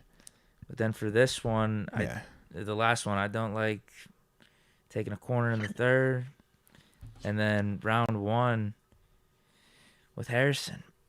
Man, if he went round one Christian Gonzalez and then went like tackle or O lineman in the third, ooh, that would have been the draft. That would have been the draft right there. I'm with you, man. What if he would have had years where Skoronsky dropped? He got Skoronsky, Addison, it would have been crazy. Jack Campbell. Sign him up, check it. That's the one we want. And then he could, I guess he could still take Jalen Jones in the third. That would have been what we wanted, man. That would have been sick. Absolutely. All right, man. I don't know which one I like. They're all equal to me. Bro. I don't know which one I like better, to be honest. It was straight. Like I said, I'm going to lean Damon because of the... I think I will, too, weirdly enough. Yeah. But this is a good first batch, though. Like I said, man, we're going to keep doing these things in, man. All right, we're going to keep reacting to y'all mocks, so keep sending them in. But yeah, man, this was a vibe right here. I just looked at the clock and realized it was 6:43 too. I was like, man, let me. It was like, you know what? It's a good time. It was a perfect time. Yeah, I was like, it feels real good. Feels real good. That's what we get on Friday. You want me to read these off then? Let's do it, man. Let's tap in real quick. I'll be efficient with it. Man, look at Deke going to work. Big Noriega says we should draft Hendon Hooker. Big hands and arm. Come on, dude. Come on. I mean, we're gonna need quarterback depth regardless. I feel bad for Pickett at this point. I hope this hand discussion is not brought up. It's not, because no one talks about it with Mahomes or Burrow. No one talked about it with Michael Vick. So as Pickett, long as keep playing Kenny good, you'll be fine. Plays fine, nobody's gonna bring it up. Yeah. Next, Farron Bradford. This is his mock. 17, okay. Porter Jr. 32, Drew Sanders. 49, Darnell Wright. Okay. Solve defensive line through free agency and pick up one more CB in addition to keeping Sutton. So maybe he's thinking like a James Bradbury or something. I don't hate it. I don't know how we could pull that off, but I mean, your first three are dope. You know, this is the only thing. I feel like when we do a pick, like if you just pulling names out, it's a lot easier to mock it like that. Whereas like when we gotta like mock and other people are picking, it's like, dang, that's where you don't always get the people that you want. Like Because I'm like, man, for you to get Joey Porter Jr., Drew Sanders, and Darnell Wright for your first, I'm like, bro, that's crazy. Like, you love it. But the draft been working like that all the time, man. Right. I would love that, though. The other problem is, too, we just feel like the best of both worlds are going to happen. Like, I'm going to get all these picks, and I'm going to hit on free agency. Don't worry about that, guys. Oh, even though I didn't hit receiver here, we pick up a good one in free agency. Are we sure we have the money for all that? Like, who is the guy? It don't matter. We'll find one of the mid guys. You know, this is a veteran guy. Come in and help us out. Yeah. The mock should be a little bit better after we make some signings. Farron Bradford, Deke, why do you want us to take another high receiver when we traded ours? How would this offense be different than it was with Chase? Different receivers. He said Jordan is the exception to the rule. And I do think they are different receivers. No, they are. And that's why I didn't really want Mike Evans in, because he's similar to Claypool. He's similar to Pickens in a way. Mm-hmm. The wide receiver complement I think we should be looking for. We might already have on the roster with the Calvin Austin. Yeah. Speedster, guy that creates separation, guy that can cook in the slot. Mm-hmm. Could be Calvin Austin already, but Jordan Addison was the Blitnikoff Award winner with Kenny Pickett, so I believe in that a little bit more. Kid though, bro. I don't know how you gonna feel. I believe in that a little bit more than a Cali kid gonna want to come to Pittsburgh, Calvin bro. Austin He a Cali kid, man. Let the USC boys stay out there, man. He ain't trying to come over here, man. We ain't let the Chargers or like the Rams draft him, man, or Buffalo. No, Buffalo. Huh? No, not Buffalo. Why you bring up Buffalo? What you talking about, man? Well, here's the thing, too. You talk about the Kenny Addison thing being compared to Chase and Burrow. You know, they did it. They brought in the LSU guy. It even hits harder here because this is literally Pittsburgh. These two dudes played at Pittsburgh. Yes. And they'd both be coming to Pittsburgh. Not they were playing in college, another LSU, state over. different, like, nah, we talking like right here. Same stadium, same locker room. Like, we shared it. It's just a bathroom that splits us. It's like, yo, that's your side of it. It's our side of it. Hey. Makes even more sense. I would agree, man. Rich Rasmussen, so sick of Siaki Ika talk. He plays off, shows minimal effort at times, watches plays happen. Mm-hmm. Need players we have to say, whoa, not sick him. I see what you're trying to say with Siaki. What I would say is this. When I watch his games, the plays that he takes off, number one, I think they played him too many plays because he is a very large man. The plays he decides to take off, though, more so were obvious passing situations because for him, that's not his bread and butter. I look at him on run plays and watch his effort. You look at him on obvious passing plays and watch his effort. That's not what he's designed for. I do think that the guy that we talked about earlier, where is this kid? Oh my God, Jonah Tavi. I think Jonah Tavi plays way harder, absolutely. But Jonah Tavi also is a smaller player when you look at both of them. And I think that also is why when you look at Siaki, when he does play and he's playing the run, he's a dominant dude in there. Whereas when you look at some of the other smaller guys who, they have better conditioning so they can play a lot harder and play more snaps, the productivity to me isn't the same. I look at Siaki the same way we taught Jordan Davis. And I say, I'm not going to take Jordan Davis to play him a ton of snaps. I'm trying to play this man for 30 to 40% of these snaps. Because that's all I need from him. But you look at Siaki and Kaz, they playing this dude in nickel, having him loop around as a pass rusher. This dude 340-something pounds, man. He ain't trying to do that. So I get what you're saying. I do, honestly. But when I look at the context of it, and I think NFL-wise, how are we going to utilize this guy? He's not going to have those type of issues. His issue is going to be, hey, man, just stay warm while you're over here. Whenever we come back to base is when I need you to come back out here. Different conversation. I think the way they were using him in college was, you're going to be our guy to play every snap because you're just one of our top D linemen. That's what you do in college. For him at the NFL level, he will be more of a specialty. Like, you are our space eater, our nose, our run stopper. If you get play action, cool, give me a play. But other than that, we're not going to be asking him to do some of the stuff they were asking him to do when he was in college. So that's the reason why I'm a little bit higher on him and not as concerned about the whole effort and taking plays off because of the context of it. The reason I like this pick as opposed to Davis last year too a little bit more is you'd be probably spending a second-round pick on him. Yeah, that's As opposed to yeah. Davis, it would have been a first round. rounder. Yeah. And you're talking about these dudes playing 30, 40% of the snaps. You don't want that then. Yeah, it just doesn't hit the same. Yeah. Whereas, like, with this dude, all right, second-round pick. It's a need. It's something we have been lacking a little bit. Because I think gets about overlooked how many in the snaps modern was Tyson NFL. Alualu playing when he was healthy for us, right? When he got back healthy. Montravius Adams. They weren't playing 100% of the snaps. They weren't even playing 50% of the snaps. But they were dominant in their role. That's all we need Siaki for. He would be better than both of them in that role. Same amount of snaps, though. We know I don't need him to play all them snaps. I don't want him out there on pass plays. Take him off the field. But he's going to give me everything I need on the run plays. And that's why, like I said, for me, that's the reason why I look at him in that vein. Well, that's it. Well, with that being said, man, this was a vibe. I'm going to go upstairs and see what, how wifey looks at me today. Hopefully it's haughty eyes and not. It's the weekend. It'll be fine. It's the freaking weekend, baby. I'm about to have me some fun. Tell her Bobby Wagner got released. Kind of screwed things up. And I saw R. Kelly got Deke. I'm sorry. All right, my bad, guys. My bad. I'm sorry for that one. So, with that being said, though, y'all stay safe out there. Enjoy your weekends, man.